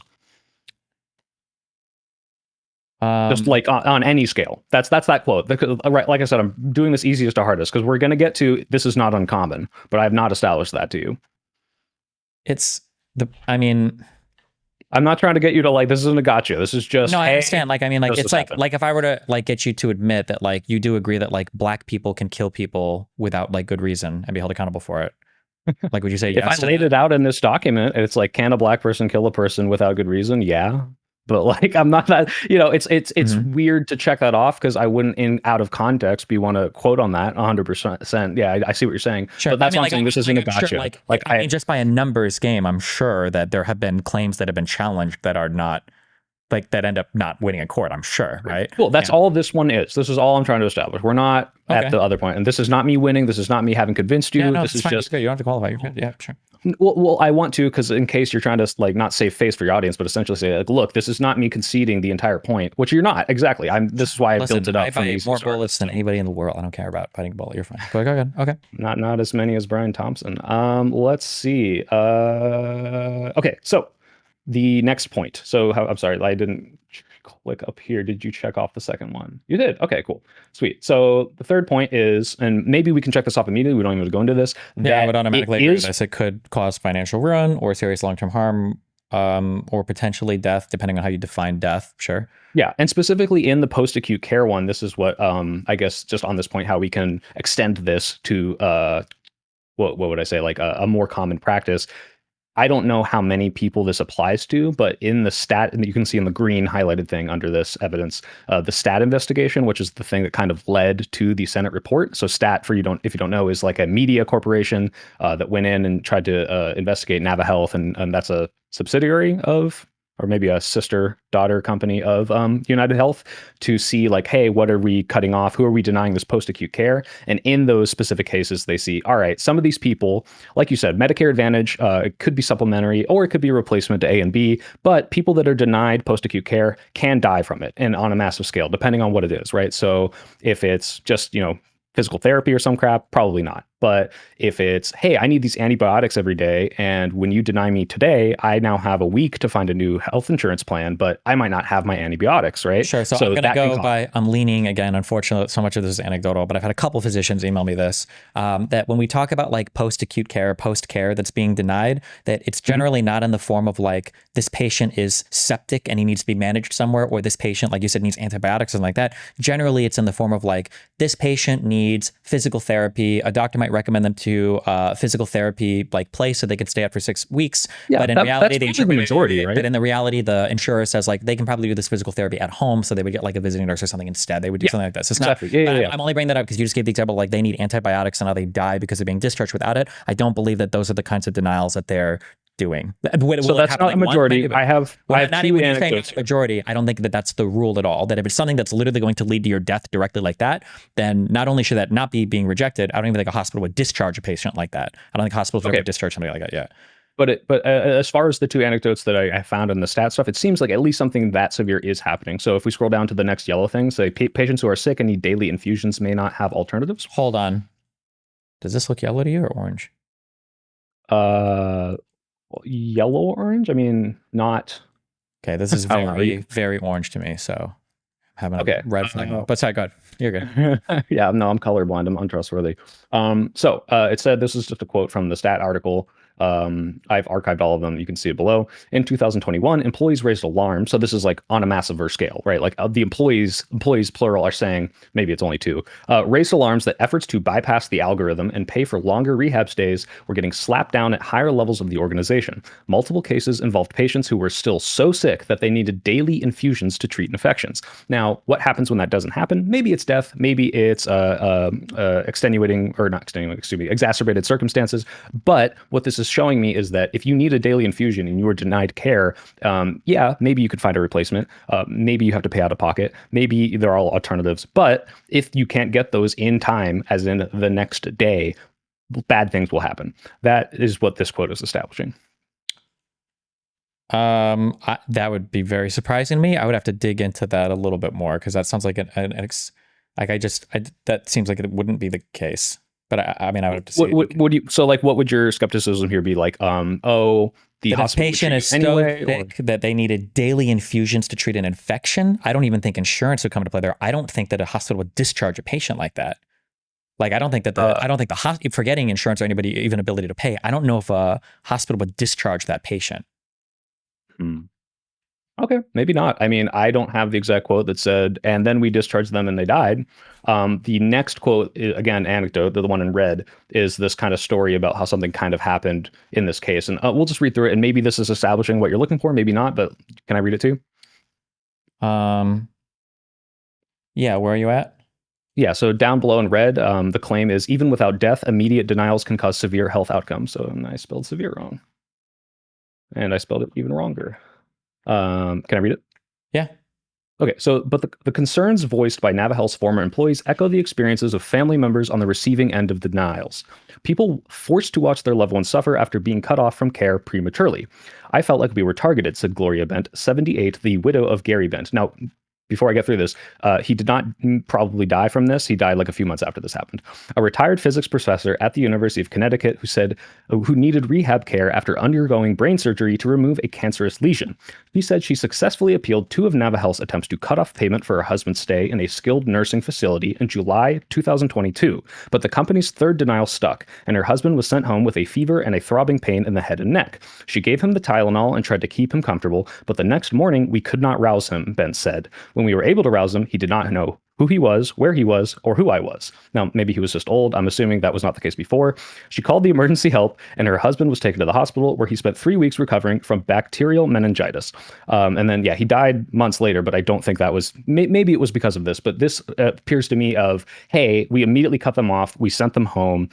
They did not get that daily care that they probably needed, but the computer decided they didn't, and it caused bacterial meningitis, which was an incredibly... Yeah, this would have to, like, this would be things that because this doesn't even look like it involves insurance. This almost seems like medical malpractice. If you're sending a person home who just had a brain surgery and they're having throbbing pain in their head, and then the hospital is trying to discharge that patient, and then they come back the next day and they have meningitis, this is like hospital malpractice. Like, I think you could sue hospital for inability to do this type of care. That seems okay. That's reasonable. Unless they had like an alternate thing where they're like, we understand that there's a risk and we're going to send you home and give you like outline this type of like in-home care or some type of other facility like that. But I seriously doubt that a hospital discharge a patient who just had brain surgery and then was having throbbing pain in their brain, and then they go home and come back the next day with meningitis. That just seems outstanding to me. But okay, I mean, maybe it's not true, or maybe it's misinformed, but like this, or it might be true, but I don't know if this would be like on the fault of the insurance company, because the insurance company is the ones who are saying, hey, hospital, we're not giving you, or we're not covering this anymore, allowing you to treat them in your hospital. So I guess the hospital's like, okay, well, if you're not going to get covered, I guess we can let you go, which might be malpractice. But it's also to the fact that, like, I don't know, like maybe the hospital were the ones who said, hey, he doesn't need this anymore. Then it's all on them. But I mean, this is appearing in testimonies from people saying this is because of the insurance. Well, I'd be really careful about calling it testimony. This is just like, excuse me, like, it's not like accounts. Yeah, excuse me. But I'm just saying that, like, just in terms of knowing like how any of this works, this is I don't understand what this has to do with insurance. This is like medical fuck ups. It seems like, well, not maybe, like, right. Like if you went home and you have like meningitis, you're like, and the hospital didn't catch this at all, and that's why you're throbbing pain, like that's a big problem, right? Well, the implication to me was that he might not have immediately had this bacterial meningitis, and because he no longer was on the care and went home, it developed. And it might not have had he still remained in that facility. I could be wrong about that. Well, that was how in the article it says the company's third denial stuck, and her husband was sent home with a fever and throbbing pain. So her husband was sent home. Oh, so he already had the fever and then the next morning he wouldn't wake up. Okay, yeah, never mind. So it didn't develop. I read that wrong then. Okay, no, fair enough. Maybe that's just completely 100% medical malpractice, and we can ignore this one completely. Or there's something else going on that I'm not aware of as well, because we don't have like a discharge form or a chart or anything like that. But I'm not an expert. I read a book and a bunch of articles, which, yeah, for some reason makes me 95% more than qualified than the people to talk about this. But like, yeah, there's probably people that understand this a lot better, and maybe this is completely part and parcel, not the insurance fault, and completely on the hospital. I completely concede that. The only other thing is this. I'm curious if you read into this. So, because I went down. NaviHealth declined to comment on Gary Bent's case, citing the need for his wife to sign a privacy waiver. Earlier this year, I wonder if they asked her to, or if she refused, or what happened there. Earlier this year, she told her story under oath before a Senate subcommittee that launched an investigation of denials by major Medicare Advantage insurers. I wonder if this investigation is just what led to that Senate subcommittee report. Although this is in 2023. Sure that's why it's come out as part of it. Yeah. Because that report that you gave me was 2022, right? Or the report? No, the report was 2 months ago. It was released. Oh, I thought it was 2 years ago. My bad. Okay. I Okay. think Maybe that was the the answer. Blumenthal thing was October 17th, 2024. Yeah. Gotcha. Okay. All right. Okay. Sorry. Which Go is ahead. insane that it happened like I don't know if it had anything to do with the United Health thing, but that did come out like a month or two before that shooting happened, which is insane. Sure. Yeah, the only other thing here is just like another hospital testimony thing about they claim that, hey, we're sending people home that need daily care. So let me just read it. We take patients who are going to die of their diseases within a 3-month period of time, and we force them into a denial and appeals process that lasts up to 2.5 years, says Chris Comfort, that's a funny name, Chief Operating Officer at Calvary Hospital, a palliative and hospice facility in the Bronx of New York. So what happens if the appeal outlasts the beneficiary? So again, this is just, hey, yeah, there is legal means that they can exhaust, but those legal means might not be immediate or enough to deal with the fact that they could die in the meantime. So my understanding is that any appeal has to be resolved within 12 months, I believe. I think that's part of like the new law. Yes, I well, believe. Even if it's 12 months, if they're going to die in 3 months, same thing, right? Well, if you're going to die that soon, I don't think you can. I just don't understand how these people are being discharged from the hospital if they're like dying. Well, okay. Humor me because I don't know if this is true.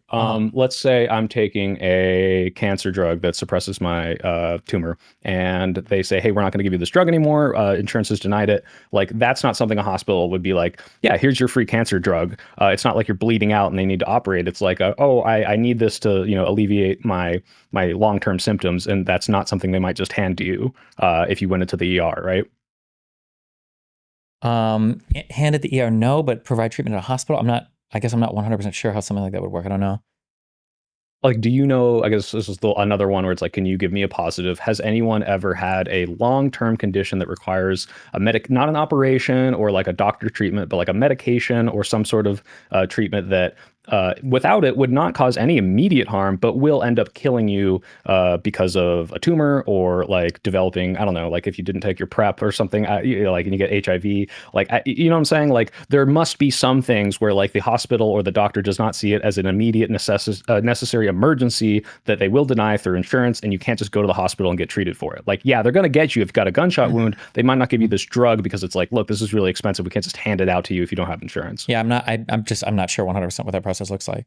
Okay. Another thing In my mind, real quick, another thing I'm pointing out here too is that like it seems like all of these examples and a lot of these examples have to do with being released from like secondary care stages as well, not like hospitals.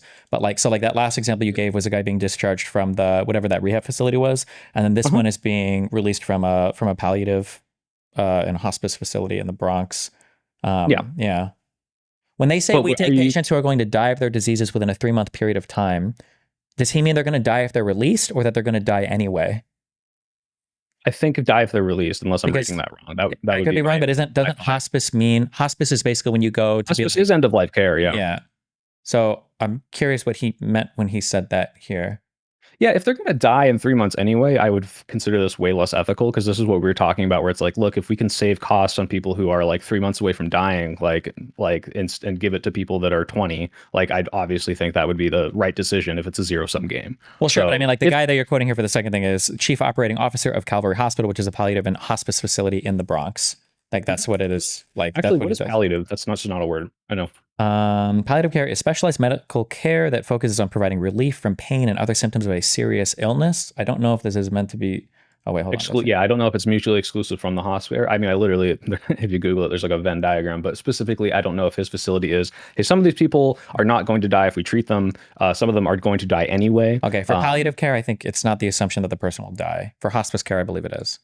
Okay, so we would have to look up specifically, is Calvary Hospital a mutually thing? Like, do they specifically do palliative and hospice? Well, that's what it says in the article you gave me. But no. What I'm saying is, are the patients that are admitted, are they both palliative and hospice, right? Like, is it, they're definitely going to die soon, and we are also relieving the pain and from their illness or surgery or whatever? Or is it, we accept palliative patients, we accept hospice patients, we accept both patients? You know what I'm saying? Yeah, I understand. Yeah, I don't know. But I mean, the fact they do hospice and palliative, so, but okay. Okay. So yeah, what's next? Go ahead. Do we check off? I think you already kind of said this, but yes, this could cause financial ruin, significant long-term harm, or even death. Can. Not always, not majority. Yeah, yeah, of course it could. Yeah. Yeah. Sweet. All right, cool. So we do have this like next section is supplemental. The idea that the legal options, while in existence, are not always financially viable, known of, or possible. I kind of brought this up when I was talking about the missed claims. So a lot of people just don't even know they can like get a lawyer for these sort of things. Some people just don't even know that like these are possible to pursue, and when they can pursue them, it's not worth the money. But yeah, of course, yeah. Oh, okay. Can we just check this one off then? Yeah, for sure. Yeah. Okay, sweet. Yeah. Even if I smell your impatience, I'd still accept any check off. Well, no, stop going back. No, I'm Hold just on. No, joking. no, I'm joking. I'm joking. I'm Hold on, joking. wait, I know, but now I have to clarify. Hold on. Going back through these, I have to clarify, okay? That like a lot of these are like double of the details, right? So when you say that like Yes. convince you that insurance companies unjustly deny people their payouts, I would agree that this happens, but the argument isn't that it happens. The argument is that it happens as the result of a rule to dictate it happening, and then establish that this can cause financial And I failed ruin. to establish that. I failed to establish Hold that on, I'm with just the reading through minister. and clarifying on all of these. Hold on. Establish that this can cause financial ruin, serious long-term harm, or even death. Yeah, of course, but like anything related to hospital stuff is, I don't know how big of a deal this is unless we say that convince you that insurance companies unjustly deny people is the result of like a rule that they have, that they by rule they do it unjustly. And then for the next one, show that legal options while in existence are not always financially viable. That's true of every single legal thing, but I mean like that's just the reality of like legal stuff. However, if like before the stuff that's happening isn't the result of like a malicious rule, then it's not as relevant here. So just to clarify on all those points. Fair enough. Okay, yeah, no, that's true. And I was just poking fun. But I will also, just to clarify, I have failed to establish to you that the missed claims, and I accept this by the way, the missed claims were a result of McKinsey documentation that is official policy to deny people, right? Like this isn't official. Well, to be clear, So, again, the McKinsey thing was a consultation thing. We don't know if that was official policy. It was just a. that's what I'm saying. Yeah, that's what I'm saying. I have failed to properly, like, there is not a smoking gun. Hello, I am the person who is telling you. Maybe this exists. I couldn't find it. I'm the Sure. person telling you that this is the case. Okay, cool. Sure. So this is the hardest part. I'll probably lose you here, but this is trying to convince you that this is not uncommon. So yes, so this is much harder to prove. Most of the data is not available, so the only way we know that this is common practice is from insider testimony, which could be exaggerated, misinformed, or begrudged lies. The claims are that this is common and widespread, and if the insurance companies wanted to disprove these claims, they could. For example, like I said, with Chubb Insurance, they release their numbers, they show you what they deny, what they don't deny. They could be, flubbed here or there.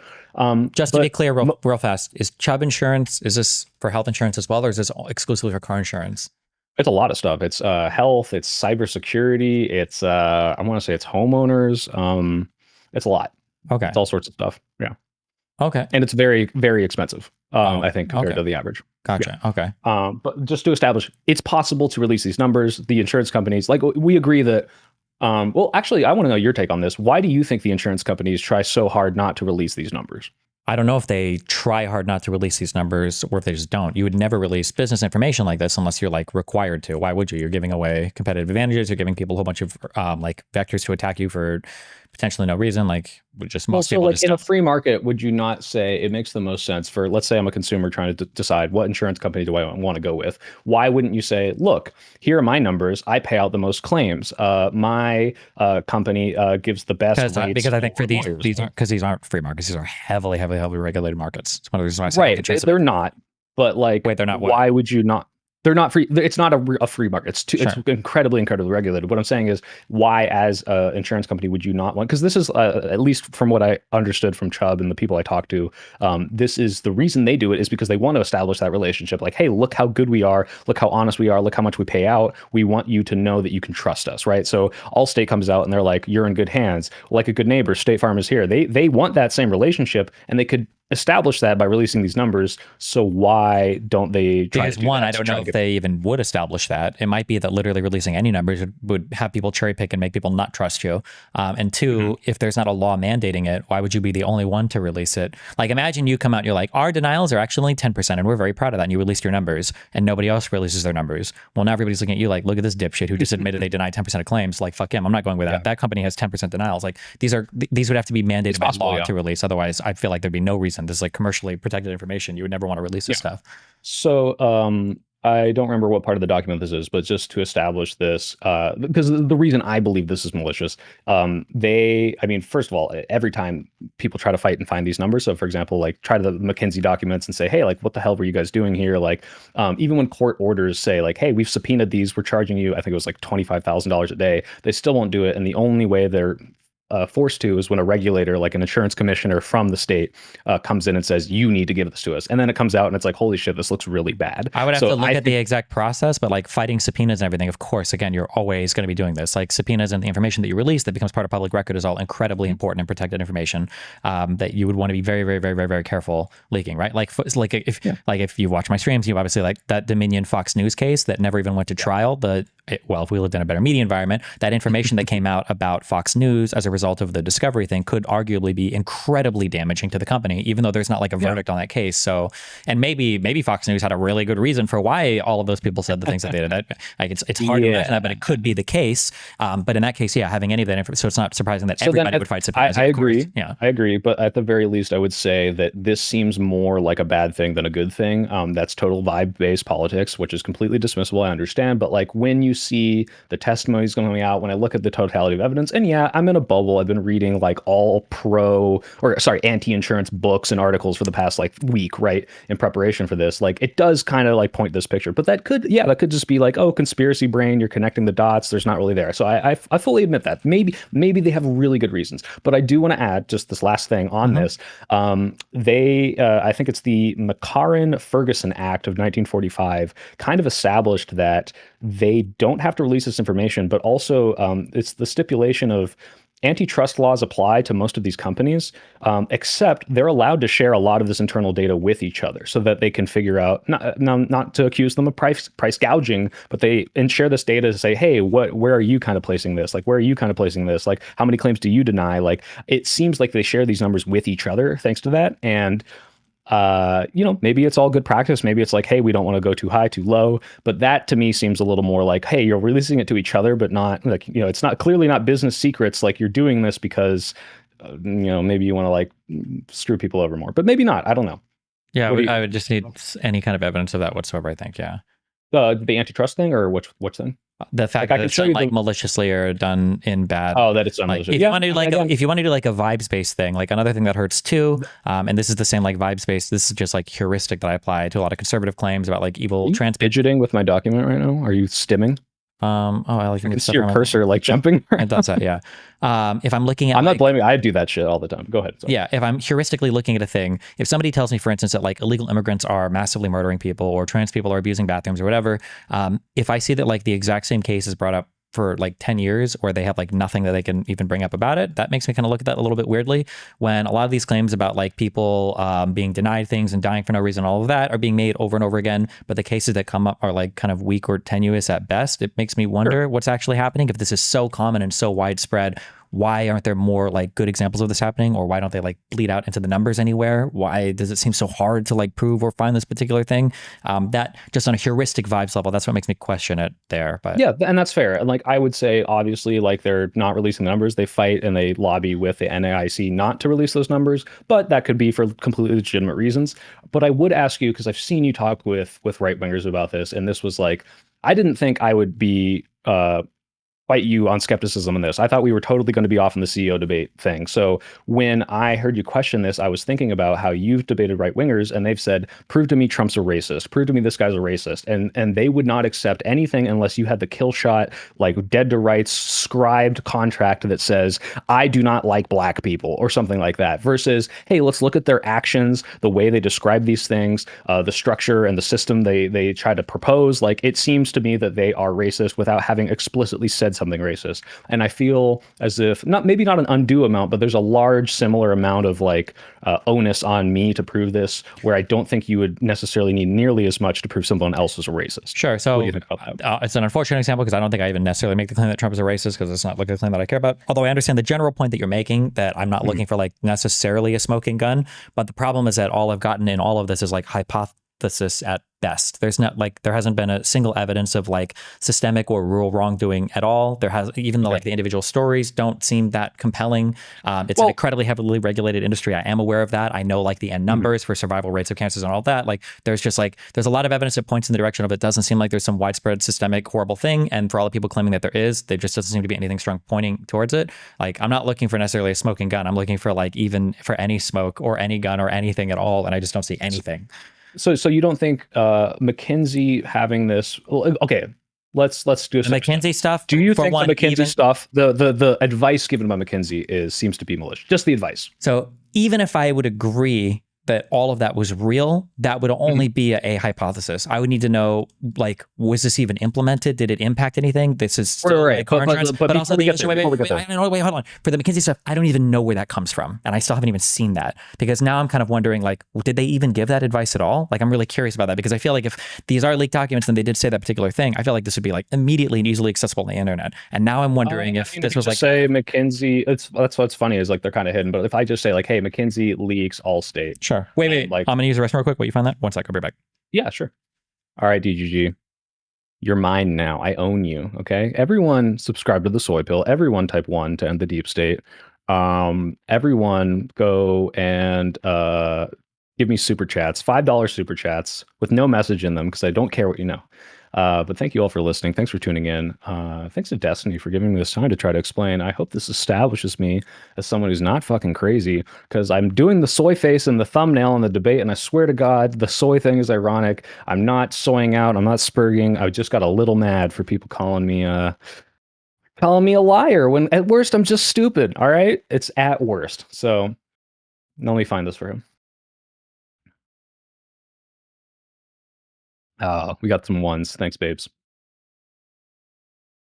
Also, sorry I'm wearing a beanie. I know I look like Tim Pool, but it's really, really, really cold here.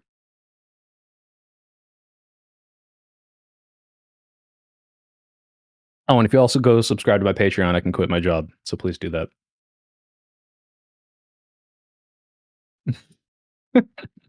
Please respond, gooning or edging? I thought gooning and edging were the same thing. Where do I live? San Francisco, Bay Area. That's why I'm such a lib. Mr. Soy, at the end of the discussion, ask him what his prior probability was and if it's moved. Oh, yeah, I should do that. Thank you. Can I kiss you? No, I have a girlfriend. I'm sorry.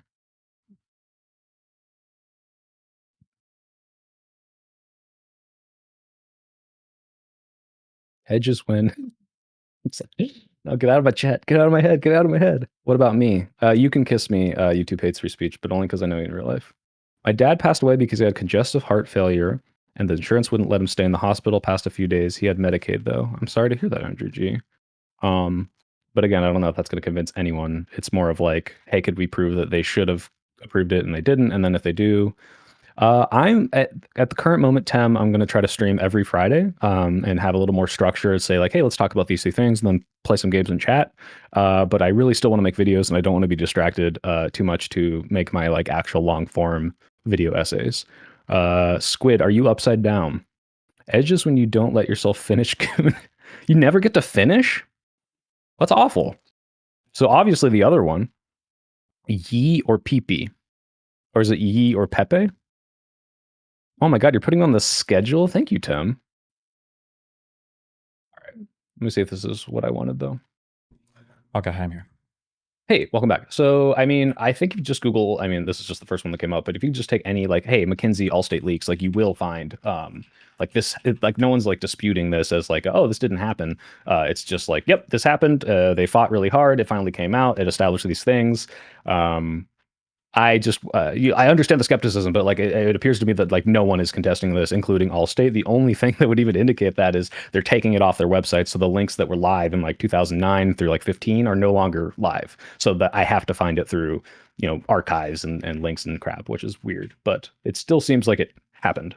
Yeah, but the point I'm even trying wait. Hold on. Yeah. What happened? That's what I'm curious about. So McKinsey was hired to consult a lot of stuff. Go through those documents. Most of it's probably totally fine. It's like, hey, like here's how you save money in arson cases. Here's how you save money in this and here and administrative and blah blah blah. But a chunk of it that seemed malicious was that McKinsey said, hey, you should massively deny misclaims because it will save you money because people will not pursue them. Sure. That is the. So if I read this, is this going to be in this thing that claim is made? Allstate has released approximately 150,000 pages of documents pertaining to its review of its claim practices conducted in the 1990s, referred to as the McKinsey documents, in order to dispel what it says are inaccurate portrayals of its business practices.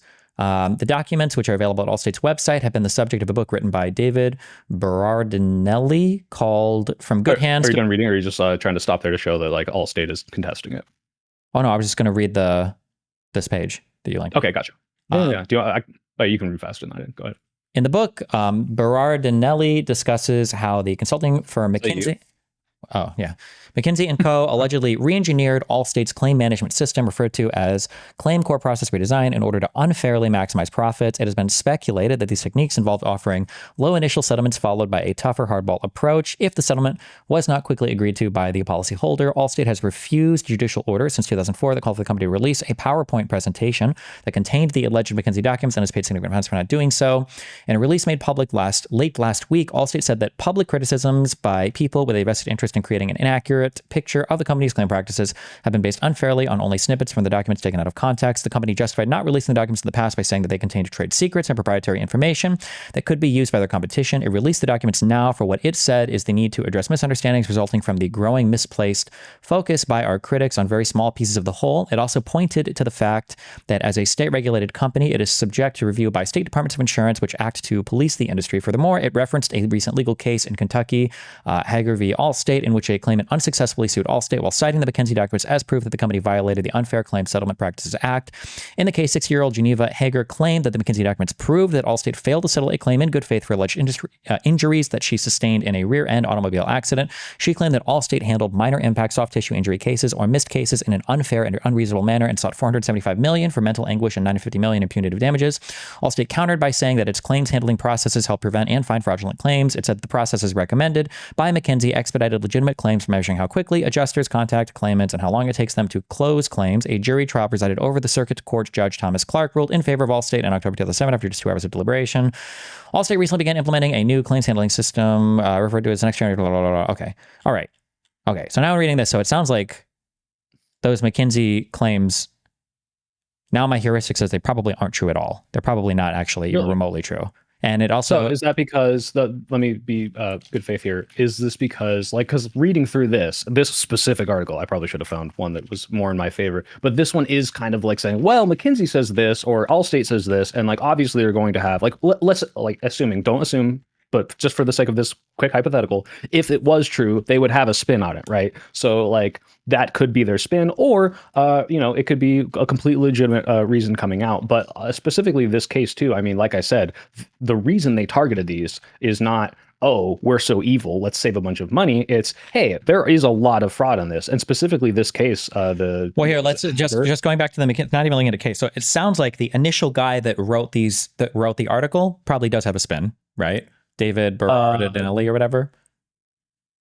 From Good Hands to Boxing Gloves. Yeah, that's essentially a sister book to Delay, Deny, Defund, which I did. Sure. So it sounds like he has a particular angle. Now, that doesn't necessarily mean he's wrong or incorrect, but he does 100%. Yeah. Sure. But it sounds like he had some take on these documents, and it sounds like Allstate was ass pained that he either got a hold of them or something, or was making claims about them. So then they dumped 150,000 pages of everything publicly that was on their website that you can now look through.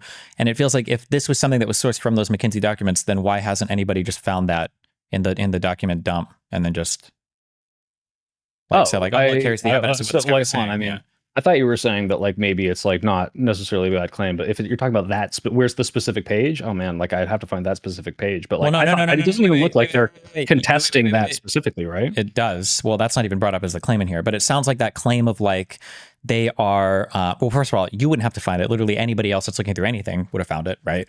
And then 2, it sounds like that quote or that claim of oh, well, we're going to deny people things because it's too expensive to buy a lawyer. Sounds like that was conjecture from David. It doesn't sound like that's the actual recommendation from McKinsey. Okay, maybe so. That could be the case. I could be completely misled. Like I said, I've been reading these books, but it would still seem to me that the fact that they're fighting these tooth and nail, and then it comes out and it's, if it is all just innocuous, hey, this is kind of how we do stuff, why would they fight it so hard? Unless, like you said, you keep saying, why would they fight it so hard? No business is going to dump any competitive document like that ever. Right, you know that, right? You would acknowledge that. Nobody most documents wouldn't dump most stuff like this, but when it's hey, we are accusing you of this sort of fraud, and you're losing certain cases because of this sort of fraud, where it shows that you're acting in bad faith. Can you show us that this isn't the case? That no, you still would never. No, you still would never do that. If somebody would accuse, that's rule 1 of anything, right? If I accuse you of doing something, I think that you, I think that you called your mom a bitch. Are you going to leak every text message that you've ever texted on the internet to say, look, I didn't say that to anybody? No, of course not. You would never leak stuff just to leak stuff to disprove a claim. They would have to provide proof first, right? So then your claim is that because the way that they try to disprove that, releasing all 150 pages, we do not see the slides because again, I wasn't looking for these specifically. Maybe they are there, maybe they're not. That they are trying to do this on a massive claim because the reason I believe it happened is only because I read it in the book, not the David one, the Feynman book, but maybe they're exaggerating. I just assumed like why would they lie about something so obvious, but it could be a totally fabricated. I acknowledge that. I just don't think they would. That's kind of a weird thing to crux an entire chapter of your book on without proper like because they source them as the documents and show like oh it's on this slide or this page but that Oh link's wait, what dead is this? in the same article. So if you click if you looked in the Kindle book it's like hey the source is McKinsey documents and it's literally like a URL and Sure. So we can spend like yeah, so we can spend a couple minutes. we can't click on this URL. No, well, like but then there you should be an archive or something. If that, like, I would just want to see. there is Wait, and I linked it. I would just want to see. So I just want to see something from those documents that demonstrates that McKinsey gave this advice. That's all I would want to see. That's a really strong claim. Sure. That's a really big So- claim. And I like any type of evidence that it came from a McKinsey document. That would be an interesting claim to see validated. So or let's see if verified. we can find this. Let's give it like 5-10 minutes and then Sure. longer than that because it's a lot. But let me link you the it's in this thing. McKinsey. So it's this nickmail net. I put it to you in Discord. I don't even know if this is comprehensive or complete. This is just something I found through investigating. This could be completely like fabricated. It could be not all of it, but this is the closest I could find to, hey, this seems to be what it is. Well, sure, but this is you said you looked through this before and we couldn't find it, so we're probably not going to find it now, right? Right, but like I didn't look incredibly hard because I was doing all this other research. I was like, my entire argument doesn't hinge on this, and it's 100 bajillion pages because they said 150,000 pages. This is 1,200 pages, so like there might be way more. I guess if we want to, just in the interest of time, just read the affidavit from let's see, a current employee of Allstate Insurance, Christine Sullivan. That's the first link, I believe, and it's only 7 pages. And this is what she is alleging is in the rest of the documents. Wait. First link of what on that website you sent me? Here, let me just link you the direct PDF to the one I'm looking at. Oh no, that's fine. In this one, okay. This very first link, this affidavit. Okay. Yeah. By the way, do you? Just before we even like spend too much time with it, like, because I know you got into the whole January 6th stuff, all the fucking Giuliani, like, oh, I have sworn affidavits, like, but technically this doesn't prove anything, right? This is just. Oh, it's a sworn affidavit of an employee. Yeah. Okay. Okay. So, of lawful agent being first duly sworn upon my oath, depose and say the following: I'm currently employed by Allstate Insurance Company as an assistant vice president in the Property Casualty Claim Service Organization of Allstate. Airlines. Got a top to bottom review of Allstate's automobile bodily injury claim handling practice and procedures. Okay, McKinsey and Company. Okay, so I'm fully below Allstate and its consulting thereafter worked to redesign those process procedures. The redesigned process procedures were then tested in certain markets beginning in '95. Certain redesigned claim handling process or procedures were implemented nationwide as claim core process redesign, utilizing what Allstate still uses as of the date of this affidavit. Most of the claim handling, okay. Significance and confidentiality of the CCPR development process. Reports analyzing that existing. You can popcorn to me at any point if you get tired. Yeah, it's only, you said 7 pages. So, okay. To the extent that Allstate retained copies of documents that were generated by it and or McKinsey, they represent a set of approximately 12,929 pages of documents. This is the set of the documents, to the extent they still exist, while the final reports and presentation made by this team. After the presentation, it's not. Findings the internal fact-finding review, including reviews of close files documents. Describe the extensive research analysis from real matters. Do you know particularly on like what page I'm looking for on this, or do you want me to just keep reading? No, that's why I'm scrolling a little ahead of you. So Okay, if you that's fine. also scroll ahead and find the specific thing I'm looking for, give me a sec here.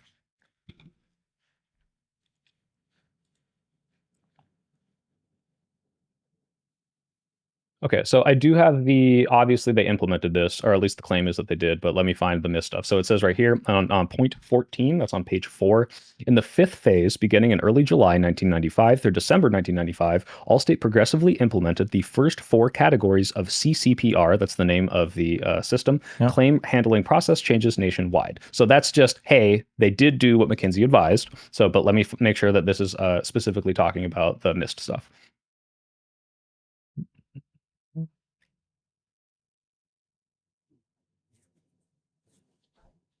Mm-hmm.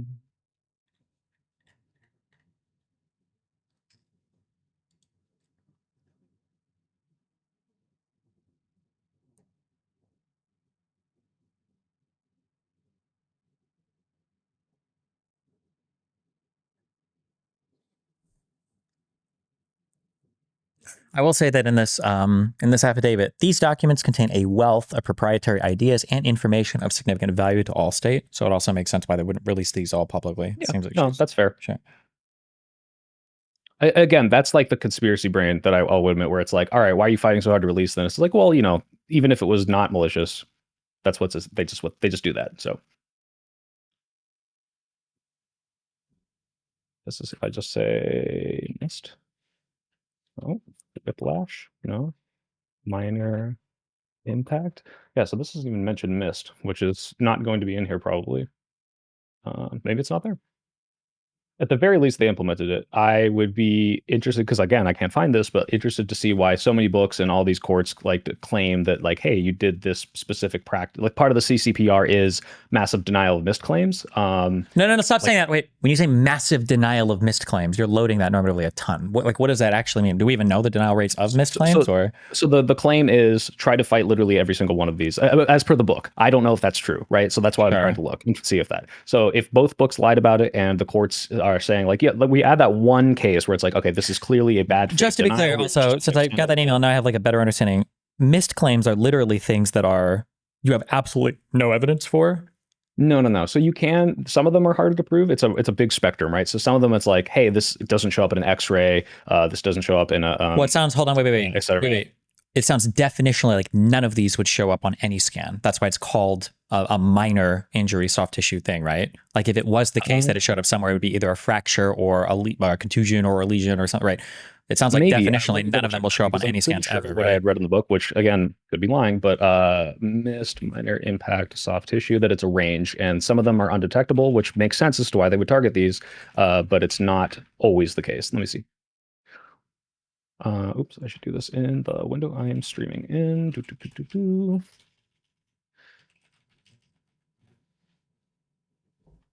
Whiplash. Yeah, no, it's okay. Whiplash, sprain, bruise, contusion, or any other injury that can qualify as a missed, it seems. Wait, no. It's one that involves a car accident that generates minor vehicle property damage due to its slow impact speed and results in soft tissue injuries rather than broken bones or worse. It is likely your car did not suffer damage and therefore it can be difficult to prove that you were physically injured, but that does not mean you should not bring a claim to court. This is not helpful because this is for telling people how to fight it in court and not how to show that it is actually impactful. Symptoms? Diagnosis. Whiplash diagnosis. Not even the name. Here's a question, not to sound conspiratorial, but is this even a real thing? Minor impact soft tissue? Yeah. Like is whiplash, is that a real injury? Is that a real thing, or is this like sort of no? Like that's like the kind of the point is like it's kind of a misnomer that they say this in the book. It's like a misnomer where like everyone just says, oh, I have whiplash because my neck hurts, right? But like it's a range of things that it could be, that it's not like, I don't think whiplash is a medical diagnosis, right? It's, hey, like there's a whole category of shits that could happen to your neck. Okay, right? Wait. So then if I go back and assuming everything said so far is true, I don't even know if this is the case, but then it would make sense that you would literally deny every single one of these things, at least to start, because it sounds like it sounds like I could call my car insurance company and say, hey, I got in an accident, there's no damage, but like I have severe whiplash, I need to cover me, but there's no scans that can show. Yeah, go ahead. Right. So denying all of them, right? Okay, but the problem is, it's not about just denying them. It's also about like playing hardball, right? So first of all, people that are coming to these people, to the insurers with, hey, here's my doctor notes, here's my like scan that says this part is hurt, are being denied, right? And like there are specific delay cases, like so delay, deny, defund, like they segment them into these three. A delay case is, hey, I'm going to try to prolong this in bad faith, like the specific one I showed you. I don't know if this is but this is all still like hypothetical. Like no, this case is like the court alleges and the jury determines you are being bad faith. You know this person deserves a payout and you are saying no. Now, that does not establish that this is company-wide practice. I agree. But the point is, this is clearly happening. This is... But that bad faith wasn't an allegation that their like claims process is bad faith. It said that it didn't seem like they were negotiating a good faith during the settlement phase of this. So they'd already lost a court case and they were in the process of settling this. This isn't just like paying out a claim. Let me find specifically the one on the Kindle that is requesting the denial. sure they already have the documents because I remember the chapter and I wrote it down specifically, but you can't control F written notes. What a stupid fucking invention. Tell me when I lose you because I don't want to be looking at this too long. Sure. Thanks for taking the time, by the way. If I haven't already established that I am very much trying to do this reasonably, I hope I have by now.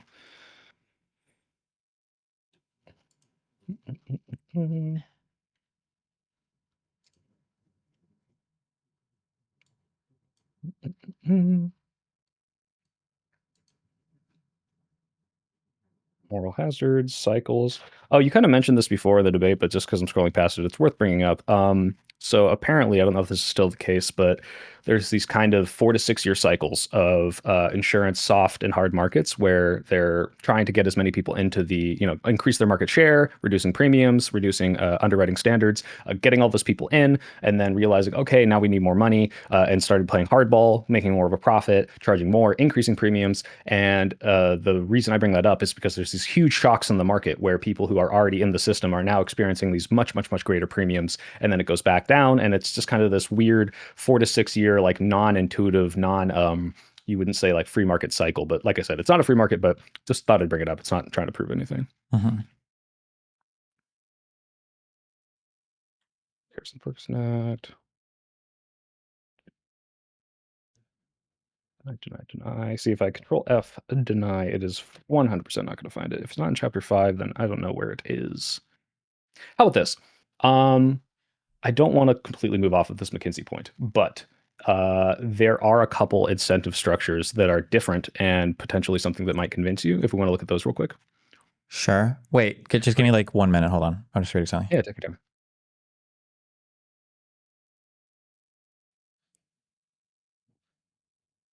Okay. I'm getting stronger opinions on this now as I read more. Okay. I don't think that Miss is real. I think this Are is you about actually, to black pill mule?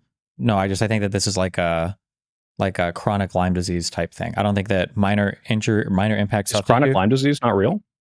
No. My dad had Lyme. Okay. That's another. No, I'm serious. Like, is it?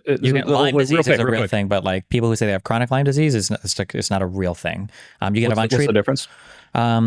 Chronic Lyme disease is just a catch-all for some sort of like chronic fatigue stuff that is not like recognized as any like real medical diagnosis. People will usually say they were bit by a tick at some time and now they've got chronic Lyme disease for the rest of their life, but that's just not like a recognized medical thing ever. You can have untreated Lyme disease or some long-term things related to like an untreated Lyme disease infection, but like chronic Lyme disease, every single time that's brought up, that's like it's not a real thing. Okay, gotcha. Because my dad never called it chronic, so I mean, I'm assuming it's not. You can have Lyme disease for sure, but yeah, okay, cool. Yeah, okay, so but NIST is not real. Yeah, so I feel like these minor soft tissue things, I don't think that these are like real injuries. So I understand why they would probably fight on these. It sounds like somebody gets in an accident, then they think more about their neck, and then a few months later, like, man, I think I had whiplash on an accident. It still hurts or whatever. And then they're like, yeah, it sounds like I don't even because I'm looking through like a review basically of like the medical literature on minor impact soft tissue things. It seems like when it was very first hypothesized that there might have been like evidence for this, but now it feels like the current literature basically just says that this is a review I think from 2005, so maybe it's changed, but it sounds like it's just saying that like these are just like psychosocial things. Like people get in an accident, they think that like they've got pain in their. And some of them are probably. I wouldn't even doubt there. Maybe majority of them. But my question is then like let's accept. All right, then it makes sense to deny all of these outright and then fight. In any of these cases where it's their policy to, again, this is loaded, this might not be true, but if it was their policy that they, hey, let's fight these no matter what, even if it seems like we should pay them out, just because as a whole, this is making us money, would that be what you needed to see? Well, I don't even know. Do they pay out? My guess is they probably don't pay those out. They probably pay out for injuries. You don't think they pay out like any missed? I don't think they pay out for like, I have a headache after my car accident. My guess is they probably... No, but that's not all missed is, right? like I said, it seems to be described as a kind of this nebulous range of like, yeah, this could be something where you just have a headache. It could be like, hey, my neck snapped back and forth and there's like a little tiny like something pulled or ripped in there, and if I don't get treated for this, it's gonna cause something later. Yeah, right? pull or rip, like it, but there would be like evidence of that injury. It wouldn't be called a missed thing then. Exactly. There would be evidence, and so it seems in some of these cases, doctors will bring these cases, doctors will provide the evidence that this injury happened. They'll bring them to the company, and the company said no, deny it anyway, or fight it anyway, or try to play hardball because we know those people are going to not have the money to pay for $50K lawyer so they can win a $3,000 payout. I would have to see that happening, but okay, then I really want to find this case. I know it exists. Then give me a couple seconds. Okay, or, well, maybe a minute or two. Let me find this chapter.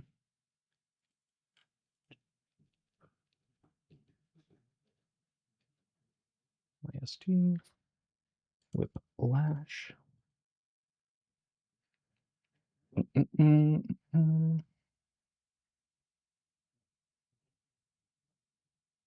Go hardball litigation. Give me your anecdotes. This book's full of anecdotes that I didn't write down. Seems like there's a distinction between chronic Lyme and post-treatment Lyme. One is real. Yeah, you can have Lyme disease, and I think some Lyme disease can even cause some lasting impacts, especially if you like don't treat it. But like there's a thing called like chronic Lyme disease. This has, and a lot of people use it. This has nothing to do. This is not a real thing. I don't think this is medically recognized at all. All of the symptoms are usually like, oh, like I have fatigue or like muscle pain or I'm tired or I have like something wrong with whatever. It's usually it's all vague stuff, and this is not seen as like settle for X. Like a real. When someone in my chat is saying this is actually a term made up by insurance companies, which would be interesting if that's like kind of how they categorize them. But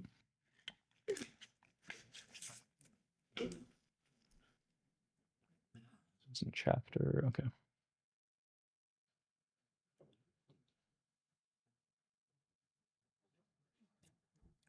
What about long COVID?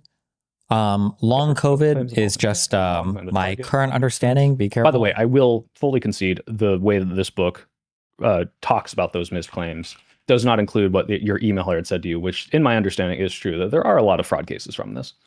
Yeah, sure, I'm sure.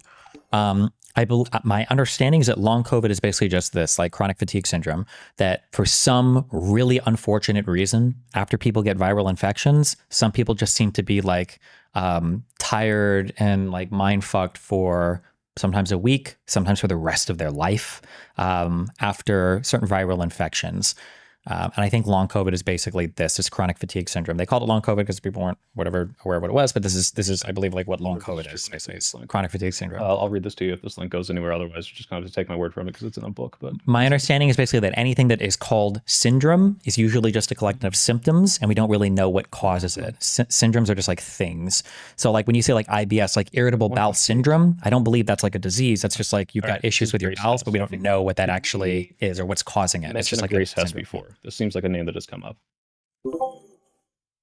Okay, wait, what am I looking at? Grace says, here, I'm going to, do you have a Kindle? No, I don't.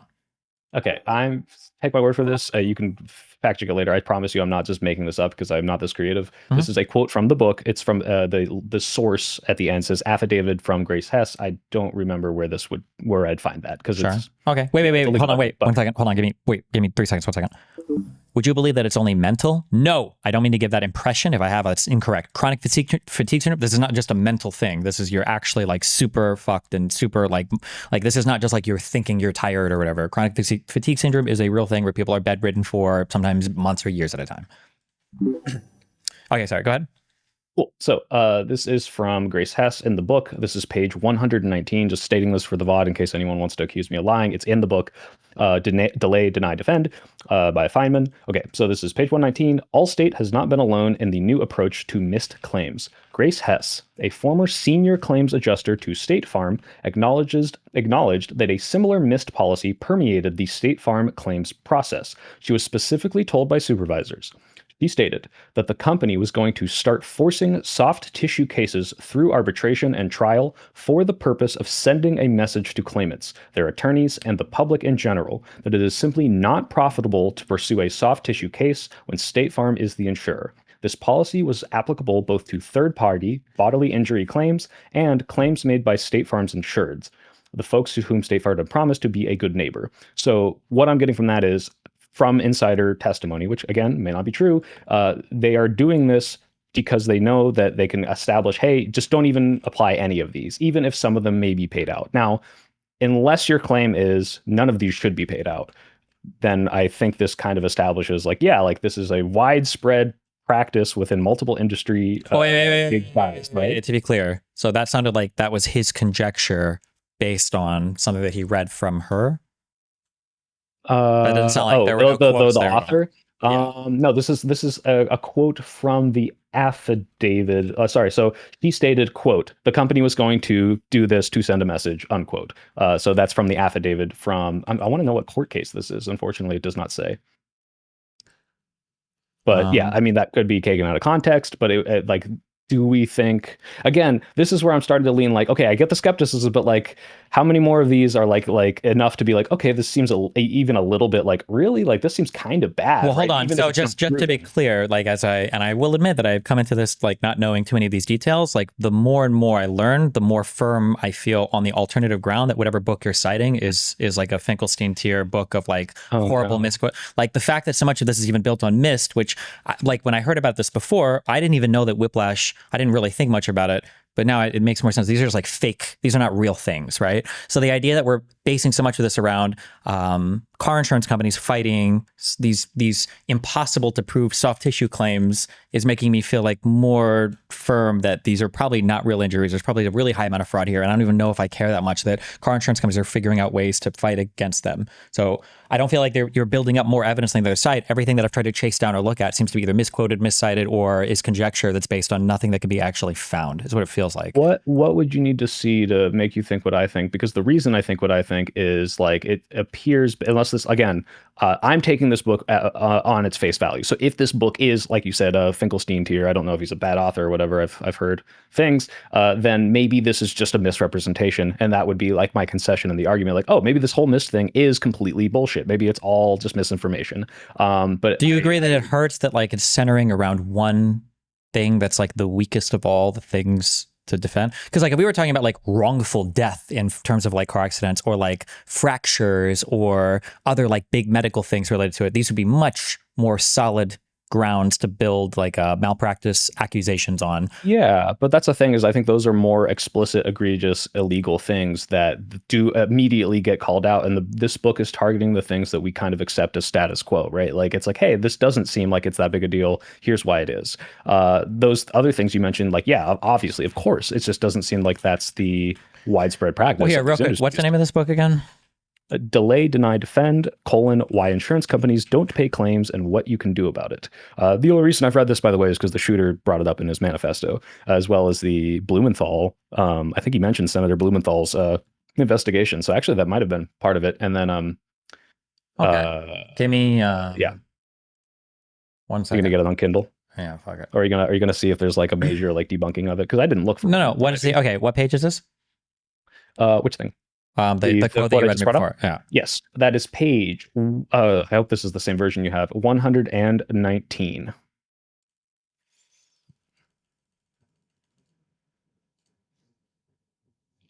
Okay. What paragraph did you start from?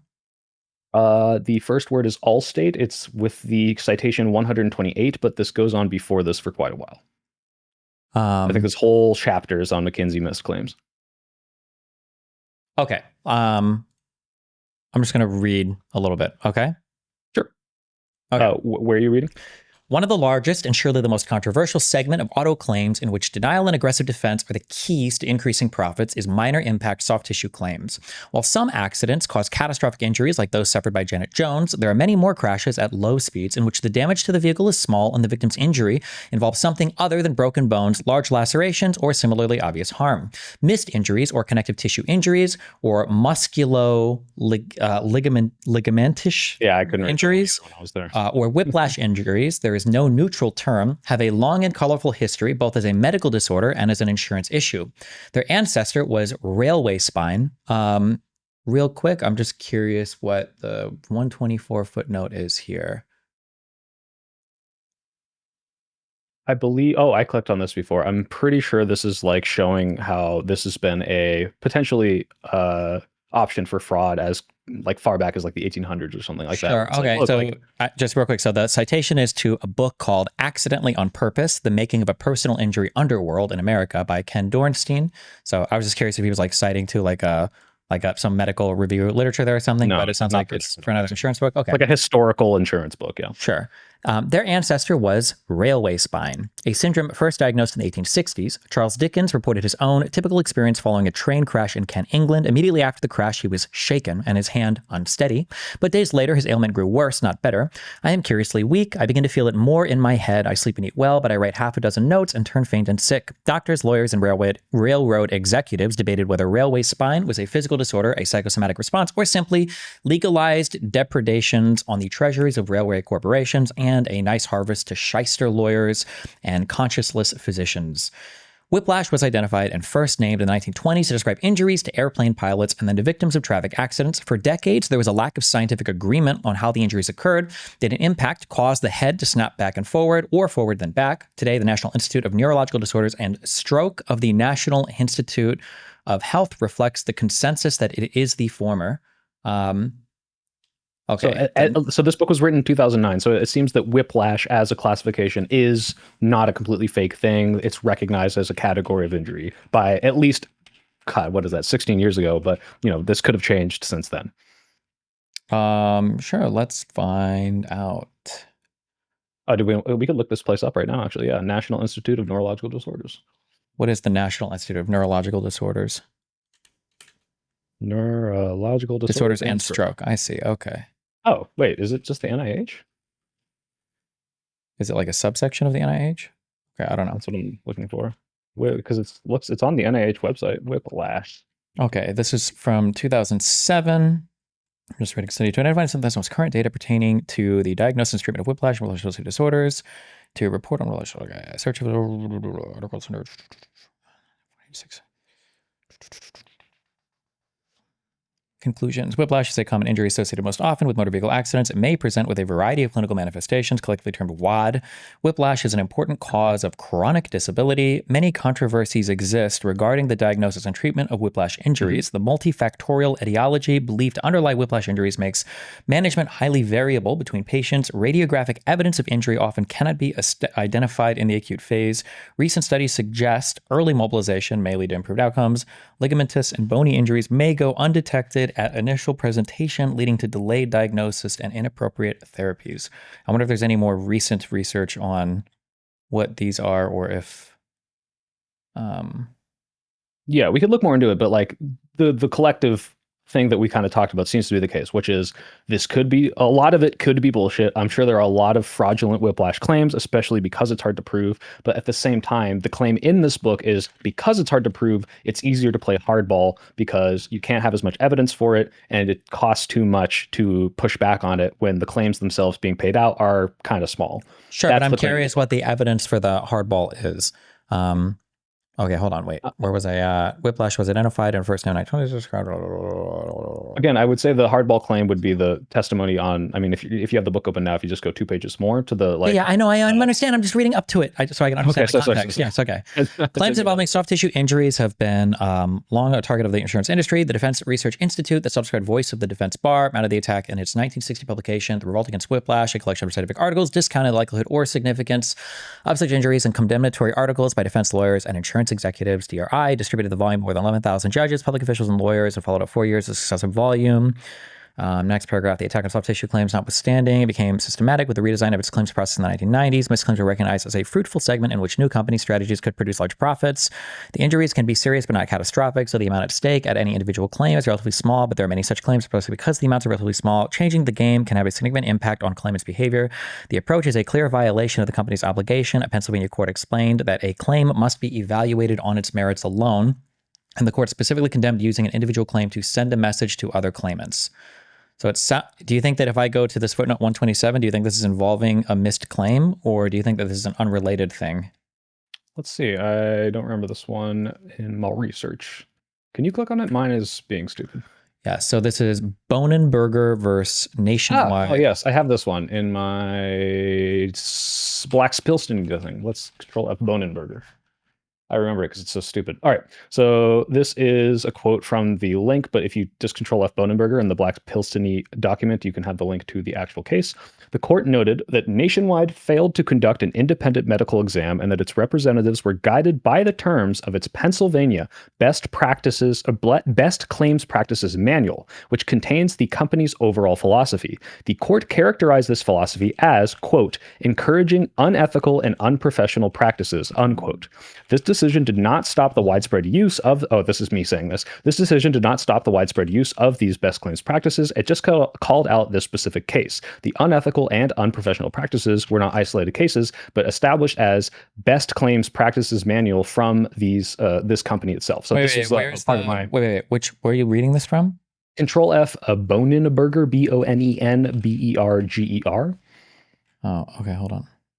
It's highlighted in blue. There you go. Got it. So I actually did look at this one. Manage bad faith in the handling of the UIM claim. What does UIM stand for?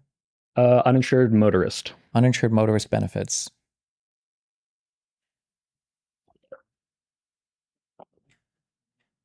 Okay, this is an appeal from a judgment entered against appellant. Okay, and in favor of the insured. We affirm. Okay, owner suffered physical injuries in an automobile accident and recover the limits to the tortfeasor's policy, $15,000. Thereafter, owner sought to collect underinsured motorist benefits from his carrier Nationwide. In connection with this claim, Bonenberger sent Nationwide all pertinent medical records, bills, wage loss documentation, and a what? What? What part are you on? Sorry. Oh, I'm reading number 2, opinion by Del Soli PJ. I don't know what the fuck this is. I'm on. It says paragraph 2, I think. He sent him all the records and a detailed final report of his hand surgeon, Dr. Baratz, along with a settlement demand of $52,968. In response, Nationwide requested that Bonenberger undergo an independent medical exam to which he consented. However, an exam was never scheduled, and Nationwide made a settlement offer of $7,400, which Bonenberger rejected months later after Bonenberger supplied Nationwide with his sworn statement and authorization to obtain his workers' comp files and medical records. And after receipt of Dr. Baratz's This is the one I was looking for. Sweet. deposition testimony, Nationwide made an offer of $10,400. A final offer of $14,700 later made but rejected. Before the matter proceeded to a hearing before a board of arbitrators. They entered a unanimous total tort damage award for Bonenberger in the amount of $77,000 and a $2,500 award for his wife and her loss of concern claim. And then he later filed an action against Nationwide, claiming it engaged in bad faith in the handling of his UIM claim and in failing to adequately evaluate his injuries at the time of the claim. Following a non-jury trial, the court concluded that Nationwide's representatives had no reasonable basis for their evaluation of the 380-something claim and were not properly informed on the extent of Bonenberger's injuries. The court noted that Nationwide failed to conduct an independent medical exam, that its representatives were guided by the terms of its Pennsylvania Best Claims Practices Manual, which contains the company's overall philosophy. The court characterized this philosophy as encouraging unethical and unprofessional practices, finding of fact 56. In conclusion, the trial court ruled that Nationwide had not attempted in good faith to effectuate a prompt, fair, and equitable settlement of Bonenberger's claim, despite its clear liability under the policy, and this compelled Bonenberger to institute litigation to recover the amount due under his policy. Is this Best Claims Practices Manual? Yep. Is this a Pennsylvania state thing, or is this the manual of the actual company Nationwide? Let's see. I believe it was used at least by the company in statewide practice. I think this is the company's manual itself is my guess, but okay. Yes. Where did you find that? I'm just reading through the court ruling. I'll look it up while you're looking at it. Nationwide did not attempt in good faith to effectuate a prompt, fair, and equitable settlement of Bonenberger's claim, despite his clear liability under the policy, and this compelled Bonenberger to institute litigation. Was awarded punitive damages in the amount of $275K, attorney's fees in the amount of $89.2K and $14.7K in costs. Following the filing of post-trial motions and the entry of judgment, this appeal was taken. Okay. It looks like Nationwide fucked up really hard here, just reading on the first thing, and then the fact that he was awarded punitive damages. So these are non-compensatory secondary damages because the other side fucked up really hard, were awarded as well. Just from the reading here of what the appeal, it sounds like Nationwide was trying to fuck this guy over. Sure. Okay. Right. But the only reason I even brought this case was because... Well, hold on, wait. The reason why I brought this up is because I see that he cited this here, but this doesn't sound like this was not a soft tissue case. It sounds like this guy's hand actually did get fucked up. He did go to a hospital. He did have to get like surgery or some type of medical treatment. He had a bill for it, like I'm guessing because he's citing his hand surgeon here, and Nationwide was trying to fuck him over, but this had nothing to do with I don't like the fact, even if it's not missed, it's like the point of, I mean, I didn't have this in the missed section. The reason I brought this up was because this is in the this is not uncommon section, because the court says, hey, look, this manual that you're using to tell everyone how to do things is unethical. Like, you are doing this because of what this manual is laying out, which I can't find yet. But like, the whole point of this is, hey, this is not just this case is fucked, because you admit this case is fucked, but it looks like, hey, you're kind of doing this on a more widespread basis. At least that's what the court says. And then also they don't do anything about it. Yeah, I would have to see, I guess, what the manual was recommending here, if they made changes to it after, or what happened after that. I guess I'm curious, but I'm just looking insofar as the book. It's just irritating. I would say that it's not the best citation to cite to this case when it's talking about these missed things, because it makes it sound like that case had to do with missed things when it doesn't. Do with missed. But well, does it not have to do with them? Is it like obviously it's the hand thing, but like, is it is the book claiming that this is a missed hand case, or like I don't even know. Again, missed might not even have been a thing that they used to define it here. Well, so the paragraph that clearly this is not found in Whiplash. was the attack on soft tissue claims was long-standing, but it became systematic with the redesign of claims processing in the 1990s. Missed claims were recognized as a fruitful segment in which new company strategies could produce large profits. The injuries could be serious, but not catastrophic, so the amount at stake in any individual claim is relatively small, but there are many such claims, and precisely because the amounts are relatively small, changing the game can have a significant effect on claimants' behavior. The approach is a clear violation of the company's obligation. A Pennsylvania court explained that, quote, a claim must be evaluated on its merits alone, end quote, and the court specifically condemned using an individual claim to, quote, send a message, end quote, to other claimants. I mean, I feel like including it in this section makes it sound like this is related to missed claims when it's not. If it's soft issue, but just is it, I guess it's not. Did you say it was a fracture of the hand? Well, whatever it was, it sounds like he had literal surgery for it because he's quoting a surgeon here on like, and it sounded like Whiplash can involve surgery on the neck. It depends on how intense it is. Like that's. I feel like that's point. not Like, true. I feel like if it's gonna be, if you need surgery, I feel like you're gonna be like it's to repair like a fracture or a herniation or some sort of thing that won't be called whiplash. There'll be a name given to whatever happened. Let's see. Does Whiplash? If you're going to continue to the paragraph I was on, I'm just going to really quickly look up if that's true. It might be not true. I thought I read it somewhere. Like they wouldn't say like the patient has whiplash. They'd say like the C2 and C3 vertebrae, or there would be like a Sure, right. contusion or Whiplash is something. not like the technical medical term. Surgery. According to clevelandclinic.org, medications or treatments for whiplash can range from treatments, immobilization, medications, cold application, exercise, physical therapy. So like I said, a huge fucking range of stuff. Transcutaneous electrical nerve stimulation, TENS, radiofrequency nerve ablation, or spine surgery. So unless this is some bullshit fucking med MD thing, like apparently a whiplash can cause you to have surgery. It's probably not the majority or even close to like a majority of these cases, but it can happen if it's like a major whiplash. That's what I was trying to establish. This is like, wait, can you link me exactly what you're reading? Yeah. I mean, this is just the first fucking thing I Googled. It could be wrong, but let me look elsewhere as well while you do that. If you scroll down to treatments. Yeah. And also the second one I clicked on, Health Central, says surgery is rarely required for whiplash, but it is possible. It's appropriate in severe cases if you have persistent neck or shoulder pain. This is Health Central. Also could be bullshit. I don't look at random Google links to diagnose myself, but could be.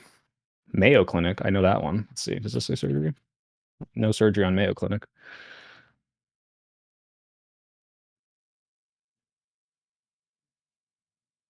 And it also says this might be relevant.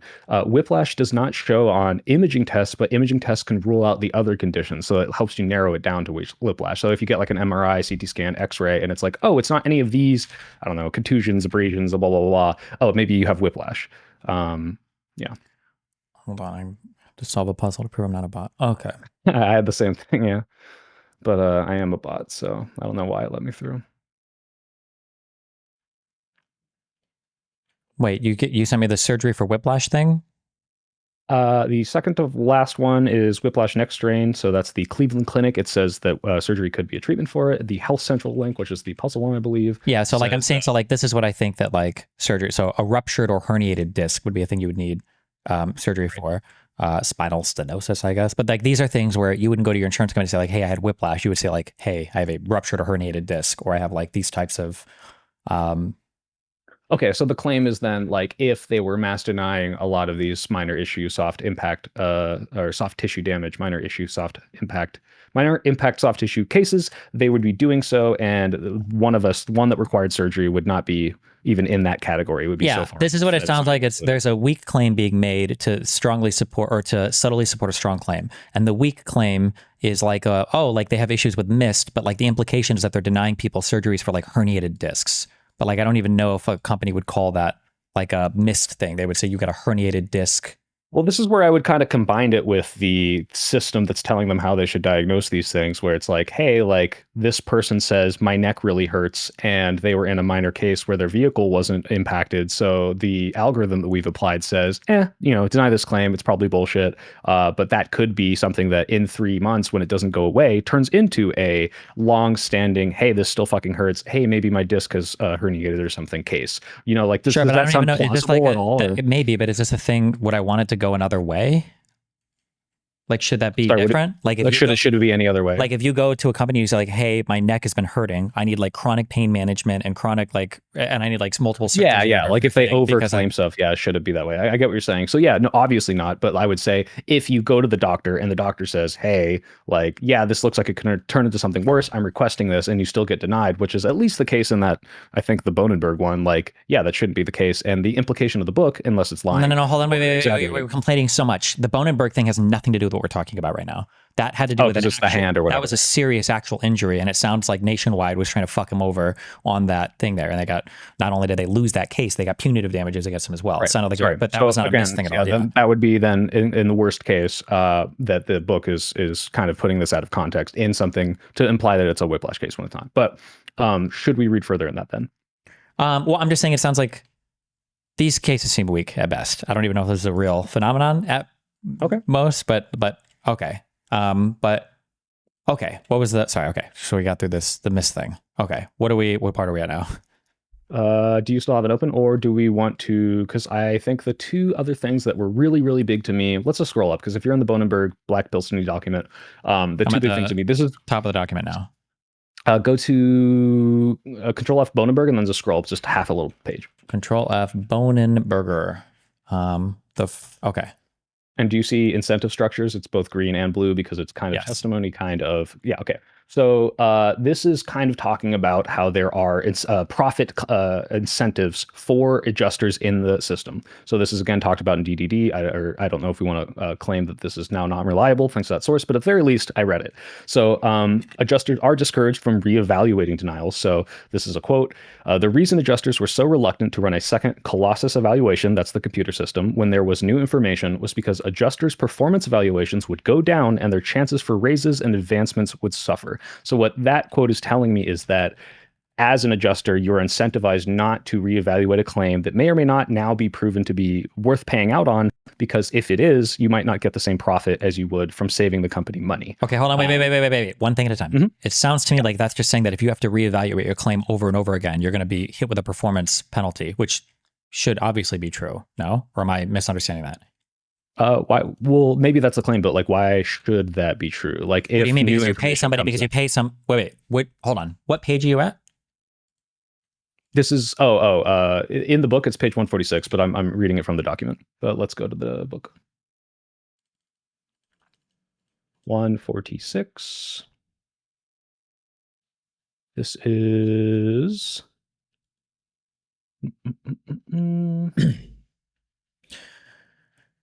It's after if you control F. The reason the adjusters were so reluctant to run a second Colossus evaluation when there was new information was because adjusters' performance evaluations would go down and their chances for raises and advancement would suffer. Okay, so if new information is released, they probably should do another evaluation. That's fair. I imagine they should. Okay, then before this is adjusted farmers insurance were required to have supervisor approval to settle a claim above the Colossus range. Linda Brown quit Allstate over its use of Colossus EAs as hard and fast figures after its first few months of use in Allstate to override the EA and offer a higher amount to an injured party. An adjuster needed permission from a claim manager 90% of the time. The approval would not be given. Jeffrey Mangoni, I don't know, an AMCO adjuster, testified that he had no authority to settle a claim outside the Colossus EA range. Italian people, man. The restrictions on adjusters' authority to exceed the EA amount can be reinforced by monitoring, reporting, and incentive programs. Shannon Brady K. Matz, formerly an Allstate adjuster in New Mexico, revealed the extent to which settlements tracked the EA were tracked by individual adjuster, specialized unit, and office, and good results were praised and rewarded. Adjusters were trained that the EA was etched in stone. Maureen Reed confirmed the practice elsewhere at Allstate. The reason the adjusters were so reluctant to run a second Colossus evaluation when there was new information was because adjuster performance evaluation would go down and their chances for raises and advancement would suffer. Farmers was the subject of a class action suit concerning its improper use of Colossus in government investigations for tying employee incentives to claim reductions. It ostensibly stopped using adherence to the Colossus EA in individual performance reviews, but the message did not always make it down the management chain to claim managers. What was the result of that lawsuit? Settlements outside of 4 of the 15 California claims offices of widespread problems. Okay. It said farmers were subject to the class action suit concerning its improper use of Colossus. This is 153. I think so, yeah. Let me click on that one. Book is being very difficult. Farmers does that mean State Farm or Farmers? Oh, no, Farmers Insurance. Yeah. Insurance. Farmers Insurance Exchange Claims Representatives Overtime Pay Litigation. Let me see if I can find it.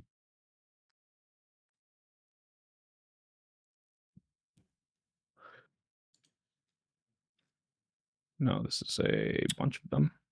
$15 million settlement and TZ successfully represented plaintiffs in the class action and mid. Okay, alleging violations within the use of price optimization. Can you like it to me in Discord real quick so I can open it at the same time? Sure. Hold on. Thank you, sir. Is Farmers Insurance, is this a health insurance company or is this for other types of insurance? I believe that is car insurance. Okay. Home, auto, and life. No, excuse me. Okay. These brings groups' likelihood to accept higher rates, which plaintiffs argued contravene the standards set by California's unfair competition law and California Insurance Code. Additionally, the actions claimed this constituted unjust enrichment on the part of Farmers Insurance, essentially arguing that these pricing strategies unfairly capitalize on customer loyalty and will let us pay more to the insurer's undue benefit. Settlement aims to compensate policyholders who have demonstrated loyalty with 9 or more years of tenure. This is definitely not the case because this is from 15 to 17, so they've clearly had to do this multiple times. But the book was written in 2009, so I'll see if I can find this one specifically. Okay, and also to be clear, it sounds like this is them just charging more for premiums. It doesn't sound like this has to do with them not paying out stuff or whatever. But this case is not the one we're looking at. So let me real quick try one more time. INRI, Farmers. I didn't type the whole thing. Exchange Claims Representatives Overtime Pay Litigation. I don't know if I look at the I don't know if you know court documents more than I do, but this like 336F supplemental 2D 1077, is that a number you can Google or fuck? What was the page of this on this book again? Here, let me double click this. It'll probably be 140 something. 154. Okay, this looks right. Except Court of Appeals. No, this is 2007. This might be the right one. Let me just link it to you just in case it is. Sure.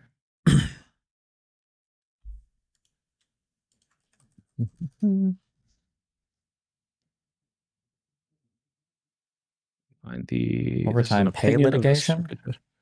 I don't know if this has to do with. I think it was because they were arguing that the system was not to be argued with or used again. So again, just to the back off for a second here. I'm claiming that, according to this book at least, the incentive structure of payment for these employees is tied to denying claims, because to get in new information, reevaluate that claim, which could potentially result in a larger payout, was not incentivized because they're not getting the overtime pay because it would take more time, at least specifically in this case. So if this litigation... If that is the case, that would be bad, but this is like so much more hedged and qualified than the initial claim, because the initial claim sounded like, let's go down because there's a much stronger claim then. Yeah, sure, because the stronger claim is that like when given new information, they wouldn't even do a reevaluation of the claim. That seems really bad to me. Right. Okay. Well, hold on. Because that is the claim. The claim I think that they're making there is because the extra time it would take to do this in this specific case would not be paid for. They're not incentivized to go and actually do more work. Sure, but now it sounds like we're just talking about like, well, how much work should an adjuster do? I don't know, like what is like the appropriate. I guess the malicious conspiracy thing from the book is alleging is, the higher ups are like, if we tell them don't work too hard because we're not going to pay you, they won't take in new information and pay out claims, which will save us money and we don't have to pay them out. But the reasonable, potentially, neutral analysis of this would say, okay, maybe they just don't have a good overtime policy, and then people got lazy. And you could spend an infinite amount of time on any job theoretically, right? Like if I was paid to clean a place, like I could spend 100 hours or I could spend 5 hours. Like you have to find out like, well, what is the appropriate amount of time given a job? Like for instance, the book seems to speak derisively about the idea of them having like a policy guideline to follow, whatever. If I had to guess, every single insurance company in the world's adjusters are given guidelines for what they have to follow. I doubt any adjuster is just free to say, I think here we should pay out $500 billion. Yeah. So but you would agree that if they're saying, hey, cut this off, and those cutoffs are resulting in people not getting paid out because factual evidence comes out that says they should be paid out, but they're just like, hey, don't spend too much time on this. There is some limit there where it wouldn't make sense to cut them off. And there also is a limit where it's like, okay, you're spending too much time. This isn't worth it. Yeah, right? For sure. Like there could be like where it's like, okay, real reasonably, you're saying like, oh, you've got 10 minutes to figure out like the payout of this would probably be bad. But if we're saying that like they figured out something and there are a few people who were able to sue because they feel like they didn't get a fair shake, I mean, I don't know if that's evidence that all of the adjusters are being encouraged or incentivized to fuck up their Okay, job. well then, But I mean, I think this next one is pretty bad. This is probably the last like really big Oh, thing. okay, sure. If by the end of this, if anything, I've made you more against me than towards me, I will think that's hilarious. But if you control F in the book, this is on page 98, North Dakota Department of Insurance. Okay, yeah, I see it. Sure. So what this claim is, so it's not the link you're highlighting, by the way. That's the Bonenberger one. But in the book, essentially the claim is that there are goals within the company to hit certain, let's say, quotas. So increase the number of fraud referrals, close a set percentage. So this is the biggest thing to me. That's like this screams like actually this is kind of evil. Close a set percentage of claims without payment. So to me, that's like okay. So maybe there's like an average number of claims that should be denied, but like the fact that you have a quota for it going into the next like financial year seems kind of scummy to me. Like what if there's fewer that year? Like how do you have to meet a quota of denying claims without payment? That seems insane.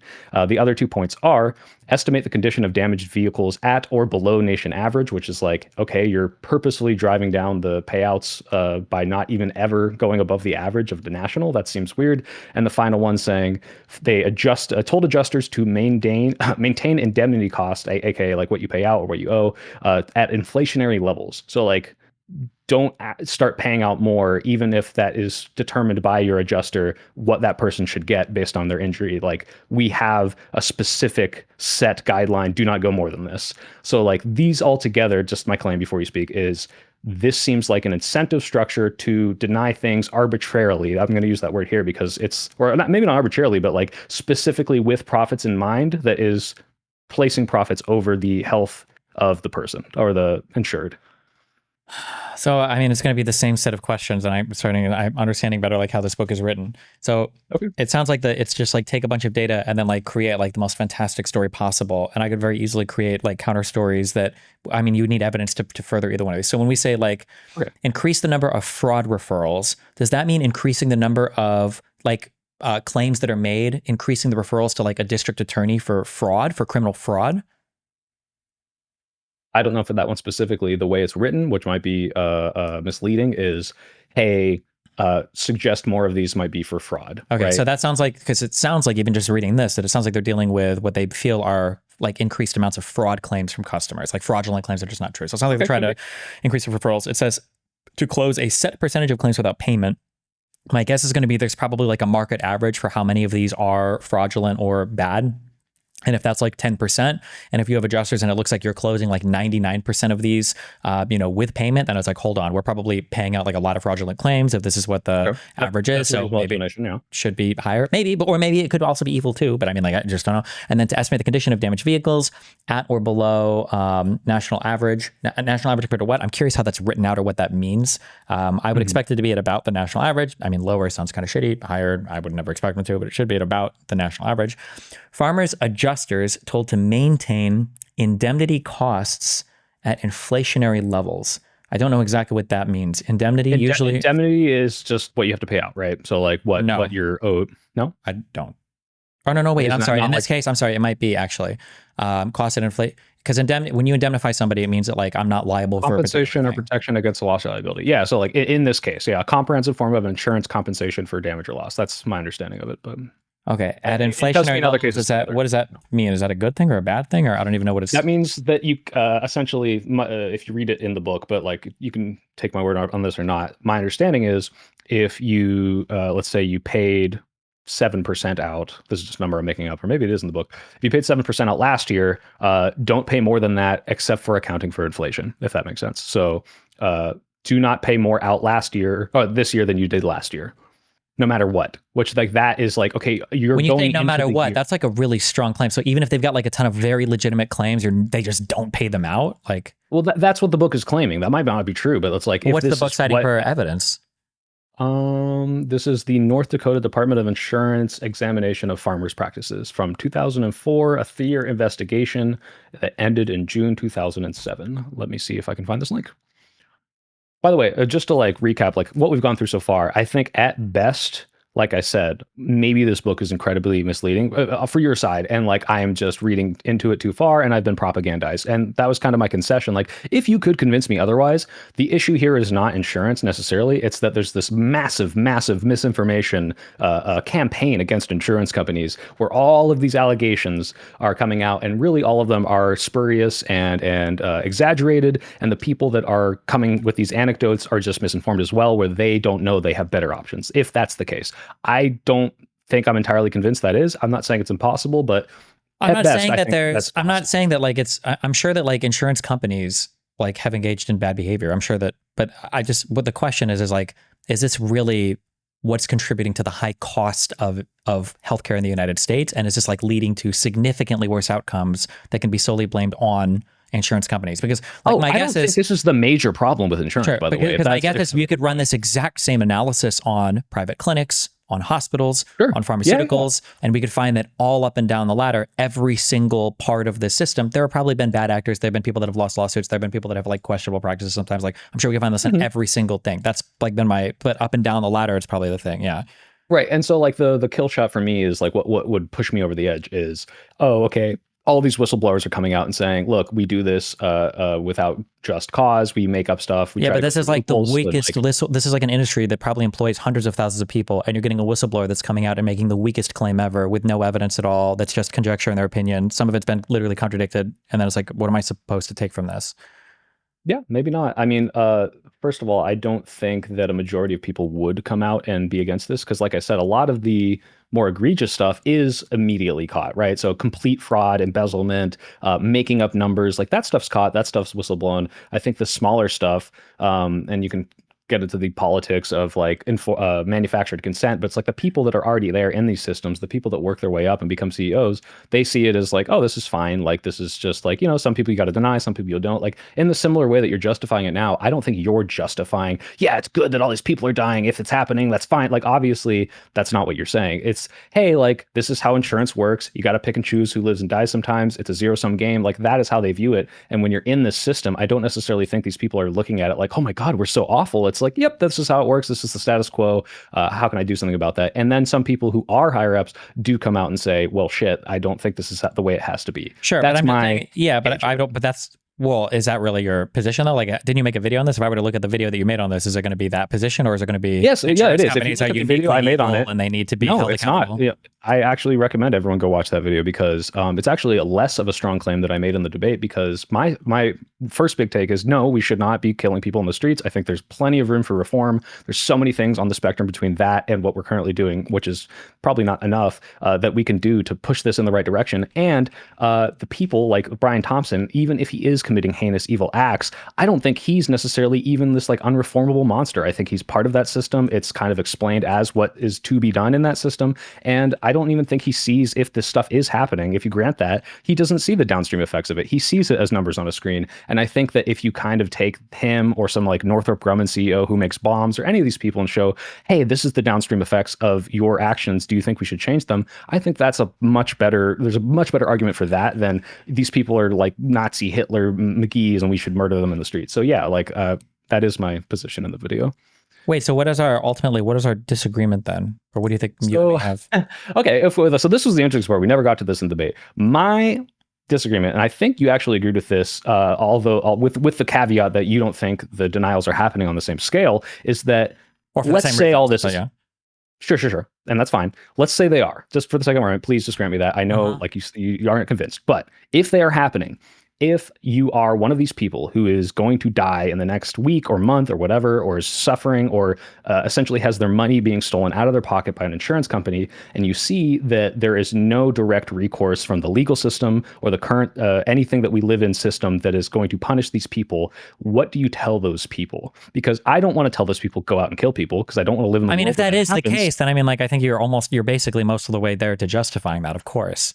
But that's like right. that's all I kind of wanted to That's all I kind of wanted to have. But I do think there are other options, right? Like you I think you said this in the debate. You said tough shit, right? And it is kind of tough shit because I think what I have to tell them, and I guess what you're telling me wait, hold on. If I said tough shit, I'd have to go back and look, but it's probably to like something that you might perceive to be as like unfair. But if I'm granting everything that you are paying money to an insurance company that says they're going to cover you for condition X, and then you come down with condition X, you go to the hospital says, sorry, even though this might be life-threatening, we're not going to treat it. And then your insurance company tells you, fuck off, kick rocks. And then you try to sue them and the courts are like, nope, we're protecting them because of lobbyists and blah, blah, blah.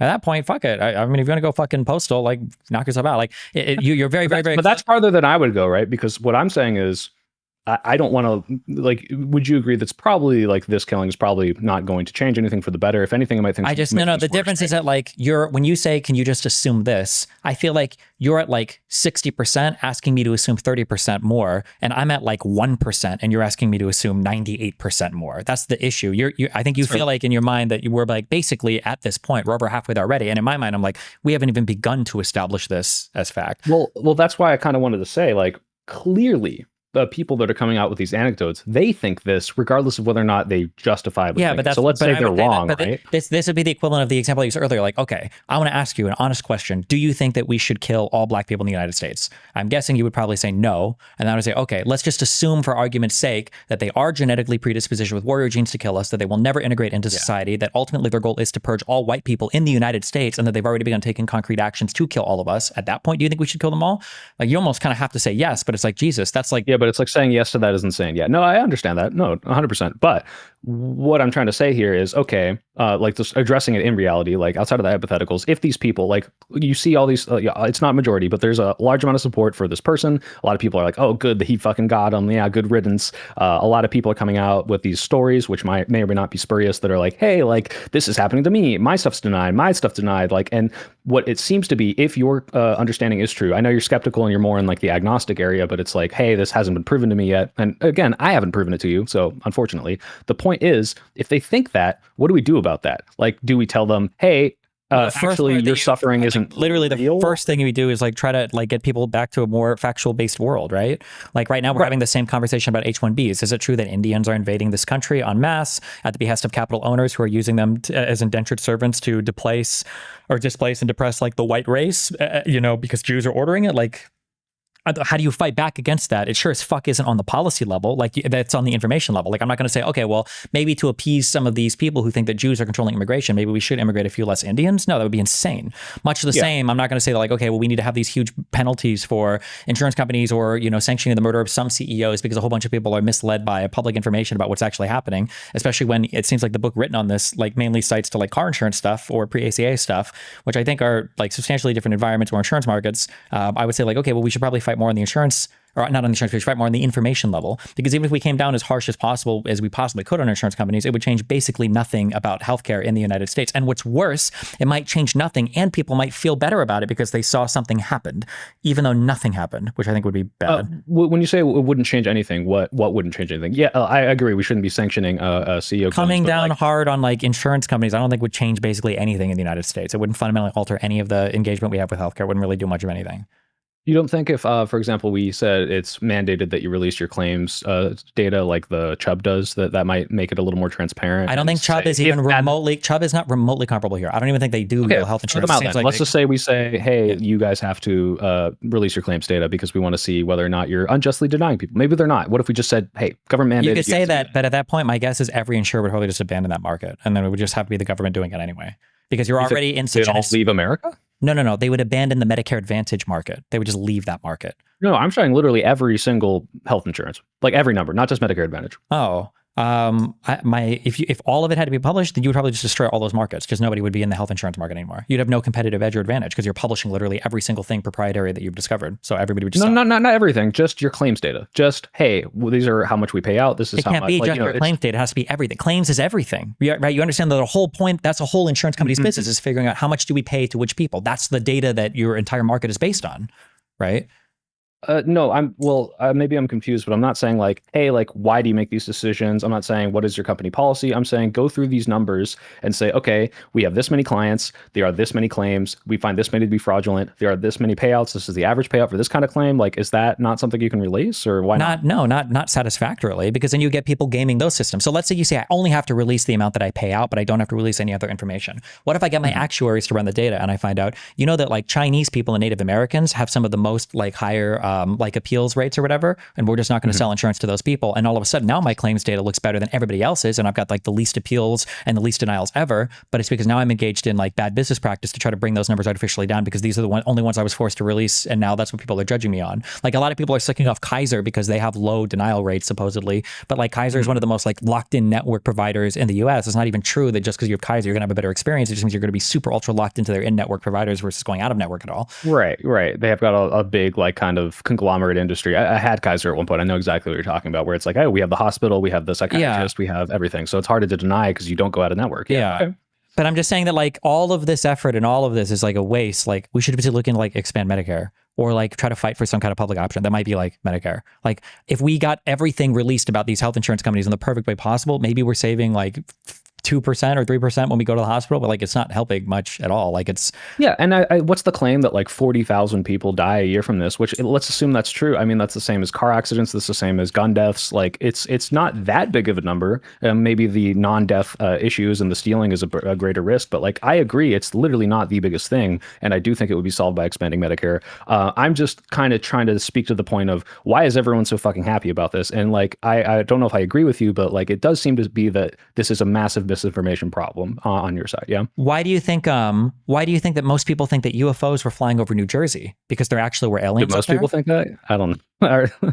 I'm not trying to appeal to the masses, right? Like, well, you literally are appealing to the masses. Let's say I can show you. I'm not, because I don't agree with them. I'm just saying like. Okay, let's say I can show you that 40% of people think that the election was stolen in 2020. Or let's say that I can show you that what percentage of Republicans believe in QAnon or hurricane machines or anything else. Like, yeah. Again, that's why I'm saying like it's not just, oh well, a bunch of people think this. It's a question of why they think this. That's well, like why do they think it then? Do you think it's because of the actual practices, or do you think that that's my I mean, that's what I am understanding from this book. And like I said, it could be a misleading, it could be bad. Sure, but like, doesn't it hurt that when we think we understand this from this book, that one, this is an old book. It sounds like it's just 15 years ago or 10 years ago it was written at least. Or I'm sorry, not 10, like 15 or 20 years ago. So one is 16 years. 16 years. Okay. So one is that it's old. Two is that most of the examples cited are not from health insurance markets.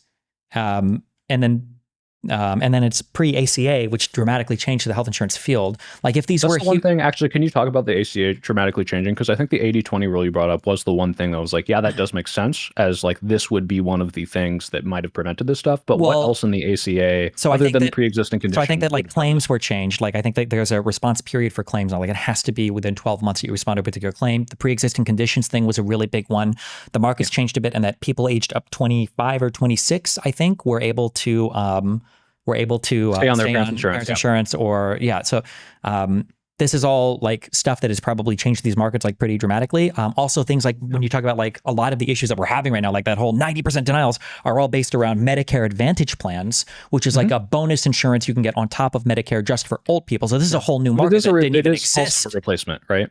I don't believe it is, no? It's both a, hey, this can wrap around what your already Medicare Advantage or your Medicare basis is, but I believe you can use Part C as a replacement for A and B, and because of that, you look in the stipulations and the regulations for Part C, it has to cover everything comparably. Well, A and B does. But what I'm saying is that like, that Medicare Advantage plan will never give you less than what Medicare gives you. That will never happen. It shouldn't. Well, I mean, I think actually in the Senate report, it said that it did, and they need to correct it. Like they're like, hey, you need to look into this because you're supposed to do this and you're not. Hold on, wait. Example. Which part of the regulation working? Again, this is just me trying to remember. Let's see if it's less. I don't. Fuck. No, hold on. It might not be in the report. It might be in the stat investigation. Sorry, but let me double check this. Medicare Advantage.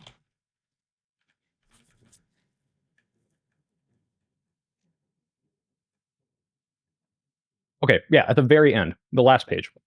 This is particular. Oh, here, let me just read the whole thing. Although the subcommittee's recommendation in this report are targeted at regulators, this should not distract from the fact that it is insurers who are using prior authorization to protect billions in profits while forcing vulnerable patients into impossible choices. This is particularly troubling when recent analyses indicate that Medicare Advantage is more expensive than traditional Medicare, with one assessment concluding that in 2024, the government spent 22% more to fund Medicare Advantage plans than it would have had those beneficiaries been enrolled in traditional Medicare. There is a role for the free market to improve the delivery of health. Okay, blah, blah, blah. This is just their opinion. But wait. So what did that just say? What are we even talking about here? I was saying that even though it's supposed to be the same, it would appear in recent analyses that they're actually spending more on traditional Medicare. Like it's costing patients more. But what is it saying here? It should not distract from the fact that insurers are using prior authorization to protect billions of profits while forcing vulnerable patients into impossible choices. What does that mean? What does this have to do with traditional Medicare and it like not covering things that traditional Medicare covers? It doesn't sound like that's... I don't think those are necessarily two related sentences because this is a summary of the fact that they're using the AI system to replace administrative costs. It's saving them billions of dollars thanks to denials. And also it's particularly troubling because adjacent thing, Medicare Advantage is currently seen as more expensive than traditional Medicare. So that's how they're related. I don't think it's like, hey, by the way, this is also bad because of, and then third thing that is not completely related to the first sentence. Sure. But I don't see what is like, the original claim had to do with whether or not, like, if you were enrolled in this plan that you're getting like less than your Medicare thing. But that's not the case, right? These are usually like bonus plans, right? I think there's almost always bonus plans. So you're not paying for this and getting less than what you would ordinarily be covered by Medicare anyway, right? Like there's an additional... Well, this seems like you're paying more and also sometimes not getting it because of this specific... Where are you saying... Wait. Where are you ever seeing not getting it? In this last paragraph or in any part of this, you're not getting it. It sounds like... The denials. Did the denials have to... Denials happen under Medicare ordinarily. Yeah, but the claim in the Senate report is that they're happening at a massively larger scale than they should be. Yeah, or but if at it's least for bonus that's what they say. It seems to be happening. But if it's for bonus insurance, that means it's also trying to cover things that Medicare ordinarily wouldn't cover. Even if the denial rate was 100%, which would be extreme, but even if it was 100%, that doesn't necessarily mean that they're covering or that you're missing things you would have gotten under Medicare, right? Right, and this is where I'd have to break down, okay, what part of the Medicare Advantage is supposed to be the supplement to Medicare A and B, and which part of it is supposed to be the equivalent of Medicare A and B, which I don't know the breakdown of that off the top of my head. I mean, or at all. Sure, but I feel like if it was the case that there were things that you were entitled to under ordinary Medicare, which you don't have to pay for at all, or I'm sorry, at the very least you don't pay much. I don't know, there might be copays or something, but yeah, if you've already paid your taxes into Medicare, if there were things that you had a Medicare Advantage plan and now you're not even getting covered for stuff that Medicare covered, I feel like that would be like a headline for this report. It wouldn't be buried into like a random paragraph here, right? That would be like one of the biggest things that is like, if you didn't have this Medicare Advantage plan, you would already be getting this from Medicare. Now you're getting fucked over. But I don't think that is the case at all. No, this is just for bonus plans, right? Wait, I'm actually confused. It sounds like it is what you're saying. So this plan, like when these people get denied some sort of post-acute care, they can't just immediately jump onto Medicare and get the replacement, right? But I don't know if they would have ever even been approved for that under Medicare. Okay, but like, then what does that say? Because if some of these people need this, right? Like, no, I guess that was established. No, we've said that it would be nice, but like need it. I don't think that's ever been established. I thought the stat cases that show, hey, this person, like, oh, okay, well, hold on. There was the one that you said was medical malpractice for sure, but like, well, hold on, I don't want to claim medical malpractice. I'm saying the story is suspect that a guy got discharged from a right. It could be. I'm saying like, let's not prove anything. That's not the same. Sure. Yeah, gotcha. And what I'm saying is the other one where there's the claims from the employees that are saying, hey, like it appears that the people we are denying are going to die within weeks or months because they're not getting the care, the daily care, the injections, whatever that they need. That is the claim made by the stat investigation, or at least that if this was the case, this would show up somewhere than just an anonymous testimony and an anonymous thing. There would be like mass people dying as a result of infection or something. After but that's the thing. It doesn't have to be mass, right? Like this isn't that many people. This is a small sliver of a smaller sliver of the insurance. If it's a small sliver, then that shows far more that it was either due to some employee negligence or something than a rule. How have we crafted a rule to make billions in profit that's only covering a small amount of people that's undetectable? Well, because they're testing out their rollout of this system, right? Maybe they would need to see evidence for any of this. I feel like this is an extraordinary. Well, this is in the Senate. I know this is in the Senate, but they're testing the rollout of this AI system on the Medicare Advantage plan. Is in this article. No. That's not what your claim is. Or your claim is that they're testing the rollout of a system that is meant to specifically deny coverage to a sliver of people who would be entitled to it otherwise under Medicare. I don't think that's the case at all. What would I need to show you in this report that establishes that? Literally anything at all, ever. Anything. Does this right, report even but like claim that? let's say, well, the report is claiming that they're overly denying people. It is harmful and is with intention. I don't know what specific... Well, they said that it suggests that. I don't even think they make that claim, which is why most of the every recommendation, I think, was just to like regulators, basically. Does this, and I'm not claiming you're being bad faith because you're not, but like it feels like this is setting up the dominoes, at least in this Senate report. Like, look, this seems like what's happening. You can look, and there's like internal documents where they are very aware that this is saving the money, way more money. No. You keep over assuming the strength of your evidence. You haven't shown that anywhere ever. You haven't shown any. Okay, yeah, sure. You've only. I have the graph. Yes, let me show you.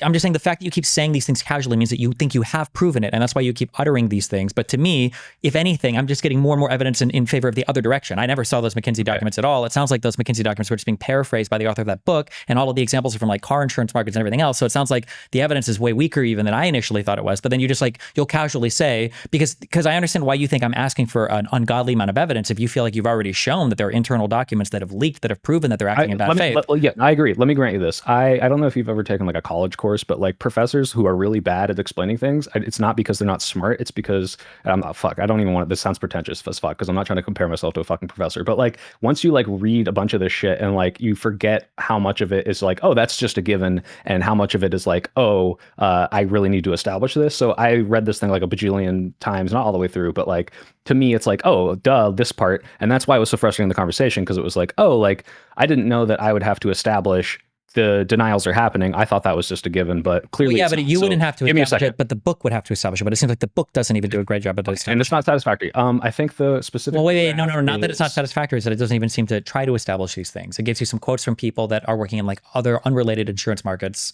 and then it's trying to set like a pattern. Hold on, unrelated. All I tried to establish before we even get to any healthcare stuff is, hey, insurance companies sometimes unjustly deny you. And so if these quotes from these people are true, they are claiming it happens. They're like, this is practice. This is common. Well, yeah, but this is such a soft claim. We would never argue this ever. Like I would always agree. Like you could give me literally any industry, government or private, and I would agree that they probably it's widespread though. But well, no, like this is industry practice. Hold on, that's not what you just said. Okay, but that's what I'm trying to say. I'm saying the quotes from the people that are saying, "Hey, this is industry practice," or "Hey, like we're industry all doing practice." Like, yeah, I wouldn't agree with that necessarily. No, but I don't think we right. So like they could be lying, but what I'm saying is like I'm just assuming they're. You just said they could be lying. Even the quotes themselves, those people don't allege that. Just the author of the book does, based on the quotes. Not like that affidavit that we read earlier. Nobody is making that claim in any affidavit or in any signed testimony or any sworn or anything else. Doesn't seem like any of that's made ever. The like reference 127 that we were in the book where she says this playing hardball on the missed claims like seems to be industry practice. You kind of said maybe that should be the case, but it is definitely like, hey, we're trying to discourage anyone from pursuing any of these. Wait. On what was the page that footnote was made? You said footnote 127. It was a footnote 127. I don't know if my autism's working right now. Let me see. Hold on, I can find it on close. 128. Excuse me. This is from Grace Hess. Like this one again. Page 119. Page 119. Mm-hmm. The company was going, this has to do with the missed. This has to do with one is auto insurance, which is okay, but this has to do with the missed claims. This is a very, very, very specific thing of things. Yeah. Go ahead. This is not like, this is nothing. This doesn't get me anywhere in anything. Like even if everything she was saying was true, this doesn't get us anywhere in this other, like it moves me literally 0.0% in any direction. These have to do with like soft tissue injuries that are unprovable on a scan or anything else. And they're just saying that like the companies are going to be like a lot more hardball against these things. And based on a review that I just read, and there may be more information out there, I don't even know if these are like real injuries. They literally definitionally seem to be things. The idea of forcing arbitration because they want to send a message, does that not seem at least a little bit like not sit well with you at all? I don't know. It depends on if they feel like the majority of these things are fraudulent claims or not. Even if they are. Then no. Then I think it's probably then them. Okay, sure. So then let's say if this is your position, I'm not trying to frame this as bad. Do you think then, because let's say made up number. 3% of them are valid, 90% of them are false. They should play hardball on every single one. Fuck the people that have valid ones, because too many people are ruining it for those people. And then we kind of shift the blame over to the fraudulent claims because they're ruining it for everyone. If there's a type of claim where 97% are false, yeah, I would imagine that the insurance company would just stop offering coverage of that completely. Okay. All right. If that's the case, I don't know. I'm sure it's not 97%, but it could be a very high amount. I'm just trying to establish, like, when I read stuff like that, again, it could be the book framing it weird, but like, it seems to me like this seems like, let's try to save money on this. But yeah, they are probably trying to save money on it, but it's because it's like a pseudo medical claim. It seems like it's not even a real thing. Well, it's a real thing. It's just also very hard to prove, and there's lots of fraud with it, right? Sure. So it seems like if you wanted them to do that on anything, I would want them to do that. I would, as a customer of an insurance company, I would want them to play hardball on that. I don't want to play more premiums for people who claim 12 months after a like non-identifiable car accident, they have whiplash. I don't want to pay an extra $20 a month on my insurance to cover for people like that. I wouldn't want to buy into an insurance company like that. Fuck that. He cut out for you guys too? I can't hear him. Wait, can you hear me? Hello? Oh, you're back. Yeah, I wouldn't want to be, if I knew a car insurance company was offering that shit, I imagine the premiums would be way more expensive. I wouldn't want to buy into that car insurance company. I would just never say that. Especially if they weren't properly investigating fraud. I would agree. That's what I'm saying, is like, this could be, like you said, if everything you're assuming is true, like, that's not something that's outside of the realm of my imagining a possibility. But all this stuff combined, all the whistleblower stuff, like, this does point more to me that, like, hey, this seems like they're being malicious about it. All these anecdotes come up. Yeah, they're anecdotes, but it's like, I find it very hard to believe that every single one of these people are being properly denied coverage and also just did not know that they could do X, Y, or Z to fix their situation. That just seems kind of ridiculous to me. But like, it could be. I'm not saying this would be what I would say. I would read 5 paragraphs of this. This is just how I feel about this entire thing. Okay, I feel this way about a lot of things. Which part? Where? Sorry. It's not anything you've linked me. Okay. Okay. It takes a special sort of person to be a cardiologist. This is not always a good thing. Okay. You may have read about one or another of the, quote, cardiologists caught falsifying test results and performing dangerous, unnecessary surgeries to make more money, end quote, stories, but you might not have realized just how common it really is. And then link to Maryland cardiologist performs over 500 dangerous, unnecessary surgeries to make money. Another link to unrelated Maryland cardiologist performs another 25 in a separate incident. Another link to California cardiologist does, quote, several hundred, end quote, dangerous, unnecessary surgeries and gets raided by the FBI. Another link to Philadelphia cardiologist, same thing. Another link to North Carolina cardiologist, same. 11 Kentucky cardiologists, same. There's another link. Actually, just a couple of miles from my own hospital, quote, or a link to another thing. A Michigan cardiologist was found to have done $4 million worth of the same, et cetera, et cetera, et cetera. My point is not just the number of cardiologists who perform dangerous, unnecessary surgeries for a quick buck. It's not even just about and then another link to cardiologist insurance fraud, another link to cardiologist kickback schemes, or another link to cardiology research data falsification conspiracies. That could all just be attributed to some distorted incentives in cardiology as a field. My point is that it takes a special sort of person to be a cardiologist. Consider the sexual harassment. And then another link to head of Yale cardiology department fired for sexual harassment with, quote, rampant bullying, end quote. And then another link to Stanford cardiologist charged with sexually harassing students. And another link to Baltimore cardiologist found guilty of sexual harassment. And then another link to LA cardiologist fined $200,000 for groping medical technician. And then another link to 3 different Pennsylvania cardiologists sexually harassing the same woman. Another link to Arizona cardiologist suspended for 19 different counts of sexual abuse. And then another link to world's leading cardiologist fired for sending pictures of his genitals to a female friend. Another link to New York cardiologist in trouble for refusing to pay his $135,000 bill at a strip club. Another link to Manhattan cardiologist taking naked pictures of patients, then using them to sexually abuse employees. Another link to New York cardiologist secretly installed spy cam in office bathrooms just to shake things up. Another link to a Florida cardiologist was falsely accused of sexual harassment as part of a feud with another cardiologist. And yeah, you can argue. I don't know where you got my resume, but like, this is not cool that you're doxing me on stream. My bad. Okay. And yeah, you can argue that if you put high status men in an office with a lot of subordinates, sexual harassment will be depressingly common just as a result of the environment. But there's also another link to Texas cardiologist who pled guilty to child molestation. And then another link to California cardiologist who killed a 2-year-old kid. And then another link to the author of one of the world's top cardiology textbooks was arrested on charges that Wikipedia describes only as, quote, related to child pornography and cocaine, end quote. Then it gets weird. Did you hear about the Australian cardiologist who is fighting against extradition to Uganda, where he's accused of terrorism, aggravated robbery, and murdering 7 people? What about the Long Island cardiologist who hired a hitman to kill a rival cardiologist and who is also, for some reason, looking for enough explosives to blow up a building? Like I said, it takes a special sort of person. You can, if you look at any sufficiently big industry, and cardiology is going to be a lot smaller than healthcare, you can get like a collection of 100 different anecdotes or stories or data points to try to prove a particular thing, but it doesn't, I need something. I don't even want to say like the smoking gun of like an insurer saying all of us in the insurance industry have widespread horrible practice. But when it's like 3 testimonies from a collection of markets of like across car insurance and everything else, where they say like we think that bad practices happen sometimes, like that's not even, you've moved the needle like 0.0001%. We're not even close to establishing. And the idea that like you can present like 5 stories. I moved you even a little bit to the left. If it's 0.01%, I'm not consider it a win. But like if at the end of this, if it really did move you back the other way because the evidence seems more spurious, I will consider that stupid on my part. But if that is the case, like what is your evaluation of why I think this? Is it just brain rot? Is it that I'm not looking into it hard enough? A lack of skepticism? Like what is your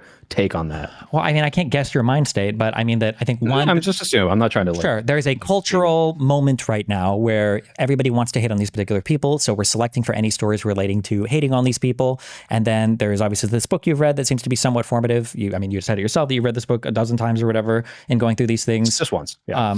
Oh, I thought you said multiple times. I'm almost positive. No, the Senate report. I scrolled through like 2 or 3 times. Oh, okay.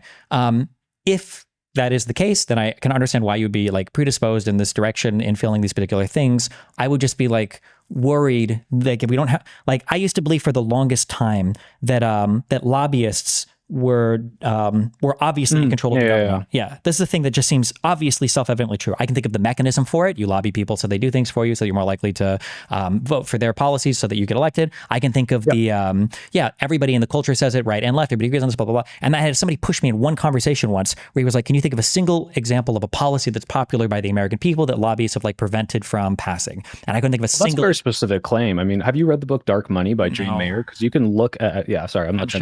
Listen, I'm sure I can.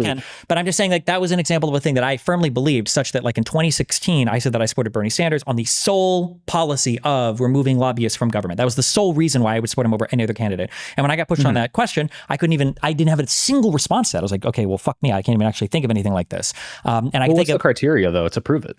That's not relevant to this conversation. I'm just saying that like, it's possible that in a certain information environment, you can come to heavily believe like a particular thing for a variety of reasons that seem like very justified. But then when it comes time to actually prove the thing, this is why like every time I bring up a claim now on stream, I've done this for a couple of years, where it's like, I need to Google the thing to make sure that I'm remembering a real study and not just like some cultural zeitgeist moment where I think that this is a thing that I thought was a thing because somebody else said it was a thing. That's all I'm saying. Do you agree at all that it's kind of weird that that it's kind of weird that like a lot of the examples have to come from non-health insurance markets, or that a lot of them are like a dozen years old, or that it's like the only reason it's presented this specific way is because this is how it's presented. And the one book that I read, like I said, this is something I have not looked into until as of 6 days ago, which is why I'm like so willing to concede this, because it's like, this could just be me being in a bubble. This could be that completely. I just think it's like, seemed pretty convincing, still does. The only thing that I think, if anything, that you've moved me on here is that like, if I'm going to come at you with this claim, if obviously, God, I mean, if someone was justified enough to go out and shoot someone, which again, I don't think they should, this is like, you're going to need a lot more stronger evidence than like, hey, these people said this happened, or hey, this book claims this is happening, but it can't necessarily 100% prove it with a smoking gun. Yeah, that's not going to be enough. 100%. Like, this could just be me existing in a bubble and having read a couple books or articles that are already on my side, and it's just, well, that's what I wanted to hear. That's what the zeitgeist is kind of pushing me towards. Yeah, I'm not even going to deny that. Not even a little bit. Sure. I guess that's all I would look at then. Like if somebody says there's huge problems with healthcare in the United States, and then they bring up like infant mortality, then I would look at like infant mortality. My understanding is the United States does very poor in infant mortality. I would need an explainer for that. That seems on its face very hard to explain. Why is this all? Now I happen to know the explanations for this, but like that would be something where I would immediately wonder like, oh shit, okay, maybe something's going on here. Why is our infant mortality so bad compared to other countries? But like if somebody is making these claims, and this had a lot to do with the economic stuff, the recession, the vibe session or whatever, where people say like, oh, like nobody can afford homes or nobody can afford this. And then you look at the data and it's like, okay, well, it seems like the data is tracking this perfectly. Something else must be going on, or people are emoting or saying a certain thing.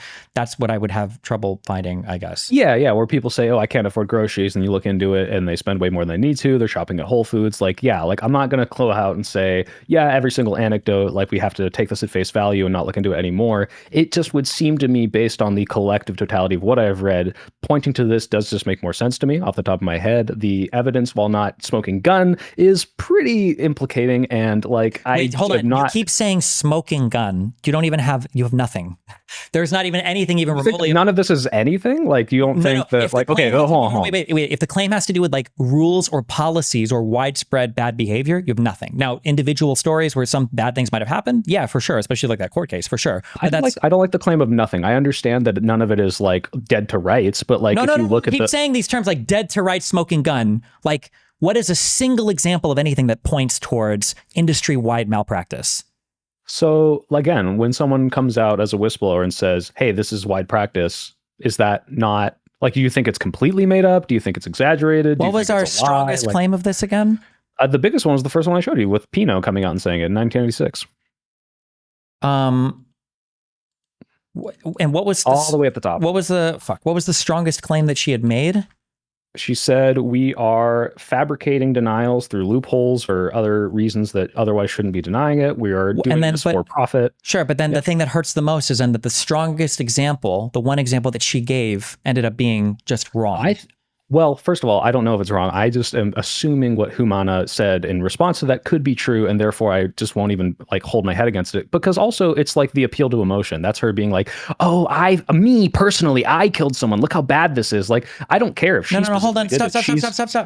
Humans give the strongest example when they give an example of a thing. So if the example that you've given of yourself being a bad participant in this market for a problem that's widespread and is infecting every single part of it, you got promoted for this, and your example is I denied somebody something that Humana come out and said that, well, this wasn't covered by their policy. It was just a simple question on the phone. That hurts, I think, your case a lot. Okay, that's fair. I mean, maybe that's the case too. The other thing is I'd have to take, it's like a question of who am I believing more? Is Humana being more honest about this? Are they representing it fairly? Is she representing it unfairly? That's why it's like harder to say like, all right, I know exactly what this person is saying. I'm not saying it's dead to rights stuff. I'm just saying like, well, what is why is all this here? Why are you giving her so much credibility? Well, I mean, there's a lot of, it's like with the Christine Blasey Ford thing where it's like, okay, like I have zero evidence of her ever being. Wait, I don't like the comparison even at all, because that's over an individual behavior on an individual person and an individual instance. Sure. We're alleging like industry-wide behavior here. Why would we give her any credibility here? What is the, like, especially if she's not presenting any evidence? Well, first of all, I don't know if she's presenting more evidence later in that case. I have the 5-minute clip. I have to go through the entire court thing, which again, I didn't have enough time to go through like every meticulous thing. I'm not an expert, but I'm assuming if she's going into court with all these claims, it's not just a, hey, I think this is happening. She doesn't back it up. She wasn't going into court. She was just giving testimony before like a Senate subcommittee or whatever, right? Sure. Sorry, excuse me. But you know what I'm saying? It's like you're going in and going under oath and like proposing that this is indeed happening. Like, what I guess is your skeptical, reasonable explanation as to why she's doing this? Is she might genuinely feel like there is like bad stuff going on. Maybe she feels guilty about the role she played. Maybe she genuinely does feel bad about like the state of healthcare in the United States. Maybe she's been captured culturally. Like, sure. Is it Diamond and Rose? Was that the name? Like those two women, they went before Congress to allege that they were being censored and hunted by the fucking. Oh my God, Diamond and Silk, or Diamond and Silk or whatever. Yeah. So I mean, like those people were. Hey, one of them's dead, so they might have had a legitimate claim. They got her. So Jesus. Serious. Well, it's sad. But anyway, yeah, I'm just saying that, it was just like a hearing. Yeah. But right. Okay. Gotcha. So, cause like, yeah, Candace Owens goes in front of fucking Congress and alleges something like, yeah, am I going to take that at face value? Yeah. Okay. That's fair. Again, like which like, I'm trying to say like, I'm Destiny. I'm very skeptical of this. All of this seems very, very, not so convincing to me. What would be like for you? Like this, not even this convinces me. This seems weird. Let me look into this. What's that piece of evidence? I don't know. Some sort of like percentage rate somewhere that's like diverging from historic norms with no like explainer, I guess. So the Senate report isn't that exactly right. I just said, like you said, it happened during COVID, but like, I'm sorry to belabor this point, but like, it's when it's up to 16 times higher than normal, like, do you think that's completely explainable away by COVID? Do you think I don't know, but that's why that's a good hypothesis. You don't have anything there. It just looks weird. And that is true. It does look weird, but it's also that's the only thing I take issue with this, saying nothing. Or you have nothing. No, because that's all a hypothesis is. It's a start of an investigation. You're treating it like a conclusion, basically, or like you're halfway there, but it's just a start. Yeah, there's a lot of there's a lot of denials in a time period where the consumption of healthcare in the United States was more strange than anything ever. This is the same argument that people use when they talk about VAERS database reporting. Do you think it's weird that there are so many vaccine related injuries that are being reported now based on all the mRNA vaccines that came out. Like, yeah, it is. There's a lot of information there, but there's reasons why. These are like historically crazy medical environments we've never existed in before. But to take like that environment to say like, look, there's obviously, this is evidence that healthcare companies are doing this deny whatever bullshit.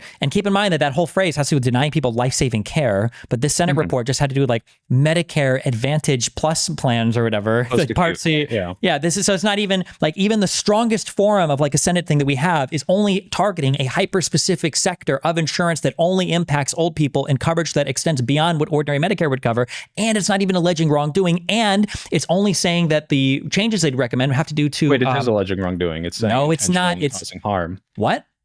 It's suggesting they're intentionally causing harm. Suggesting. There's a suggestion there. So that needs to be looked. Is that alleging? Because it's not proven. No, it's not even an allegation. It's like saying that there's a suggestion here. That's a hypothesis. That's another word for hypothesis, right? These increased rates of denial suggest that some wrongdoing could be happening here. We need to look into it. It's not saying that we believe there is wrongdoing. We're alleging wrongdoing here. They have no evidence of it other than the fact that like some of these rate denials seem to be high. That's why all of the examples, or that's why all of the advice that they gave in that Senate report was for regulators and not for the companies themselves. Yeah, and also because if they can't prove the company's doing it on purpose, they can just say, hey, we suggest you stop, which is kind of what they said. You need to do better. It's not like, hey, we're going to specifically tell you to cease this illegal action, because it's not that. And they can't prove that it is. Well, they can't even prove that the denials are done poorly or that they shouldn't even be. They just said it suggests that they are. But they don't even know if there's things being denied that shouldn't be denied. I don't even think it says that in the report. Not even in criminal behavior. And again, when every time you say that, I have to go back in my brain and think, okay, every article I read from the stat investigation, every claim there, that must all be spurious or reading into things. Every single graph that is representing how much more this is denying the normal. Every internal document from CVS that says, hey, we say we're doing this for administrative costs, but we know we're saving actually 100 times that much on denials. Wait, where is that document? Show me that document. Yeah, sure. So that's in the Senate report. If we scroll up to, I think I have it open right here. Yes, I do. That's going to be on page 32. I think also explain this.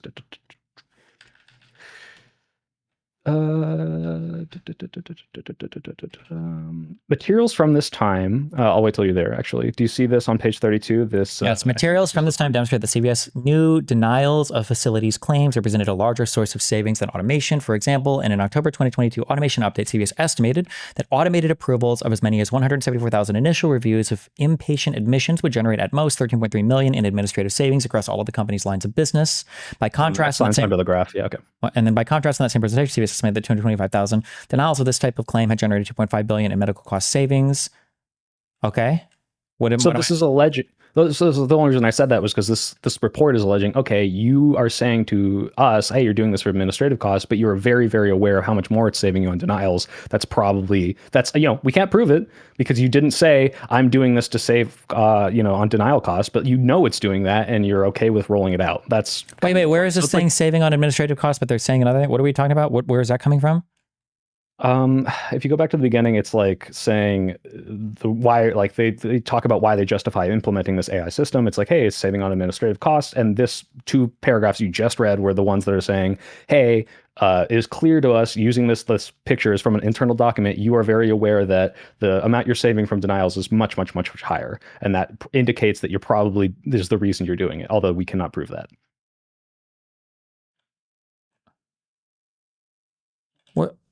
Okay, hold on. You're saying that the initial claim is they're saying that we use an AI system just to save on administrative costs.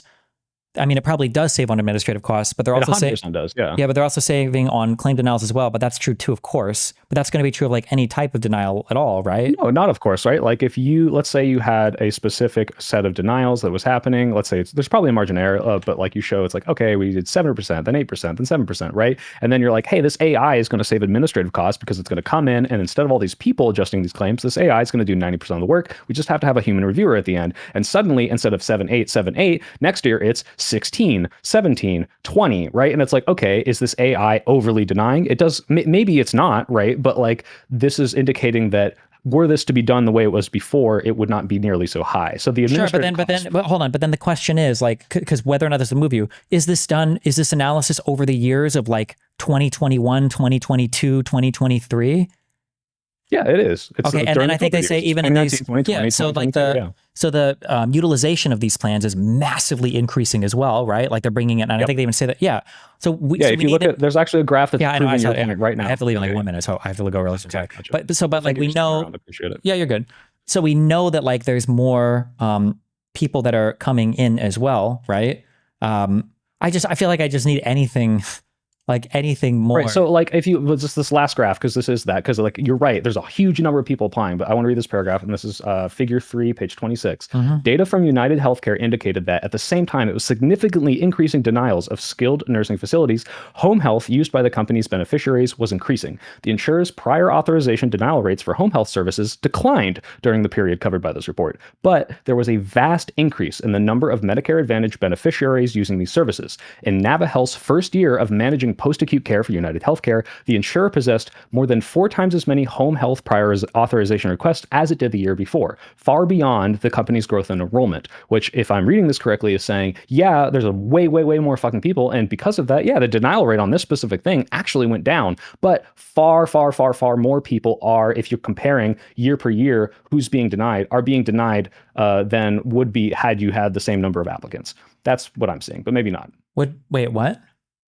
Maybe I stated that wrong. So what they're saying is, I know what they're saying here. They're trying to illustrate that, like, so they're trying to head off an argument that I'm making, where they're saying that just because more people are enrolling in a particular thing doesn't necessarily mean that the denial rates would go up because it's being improperly utilized. Because here we can give an example of a type of care where even though more people are making these requests, as you can see that the chart goes down, the denial rate is actually falling for these requests. And then it's going to make the argument in the next graph, because this is up to where I read, that you can see that when the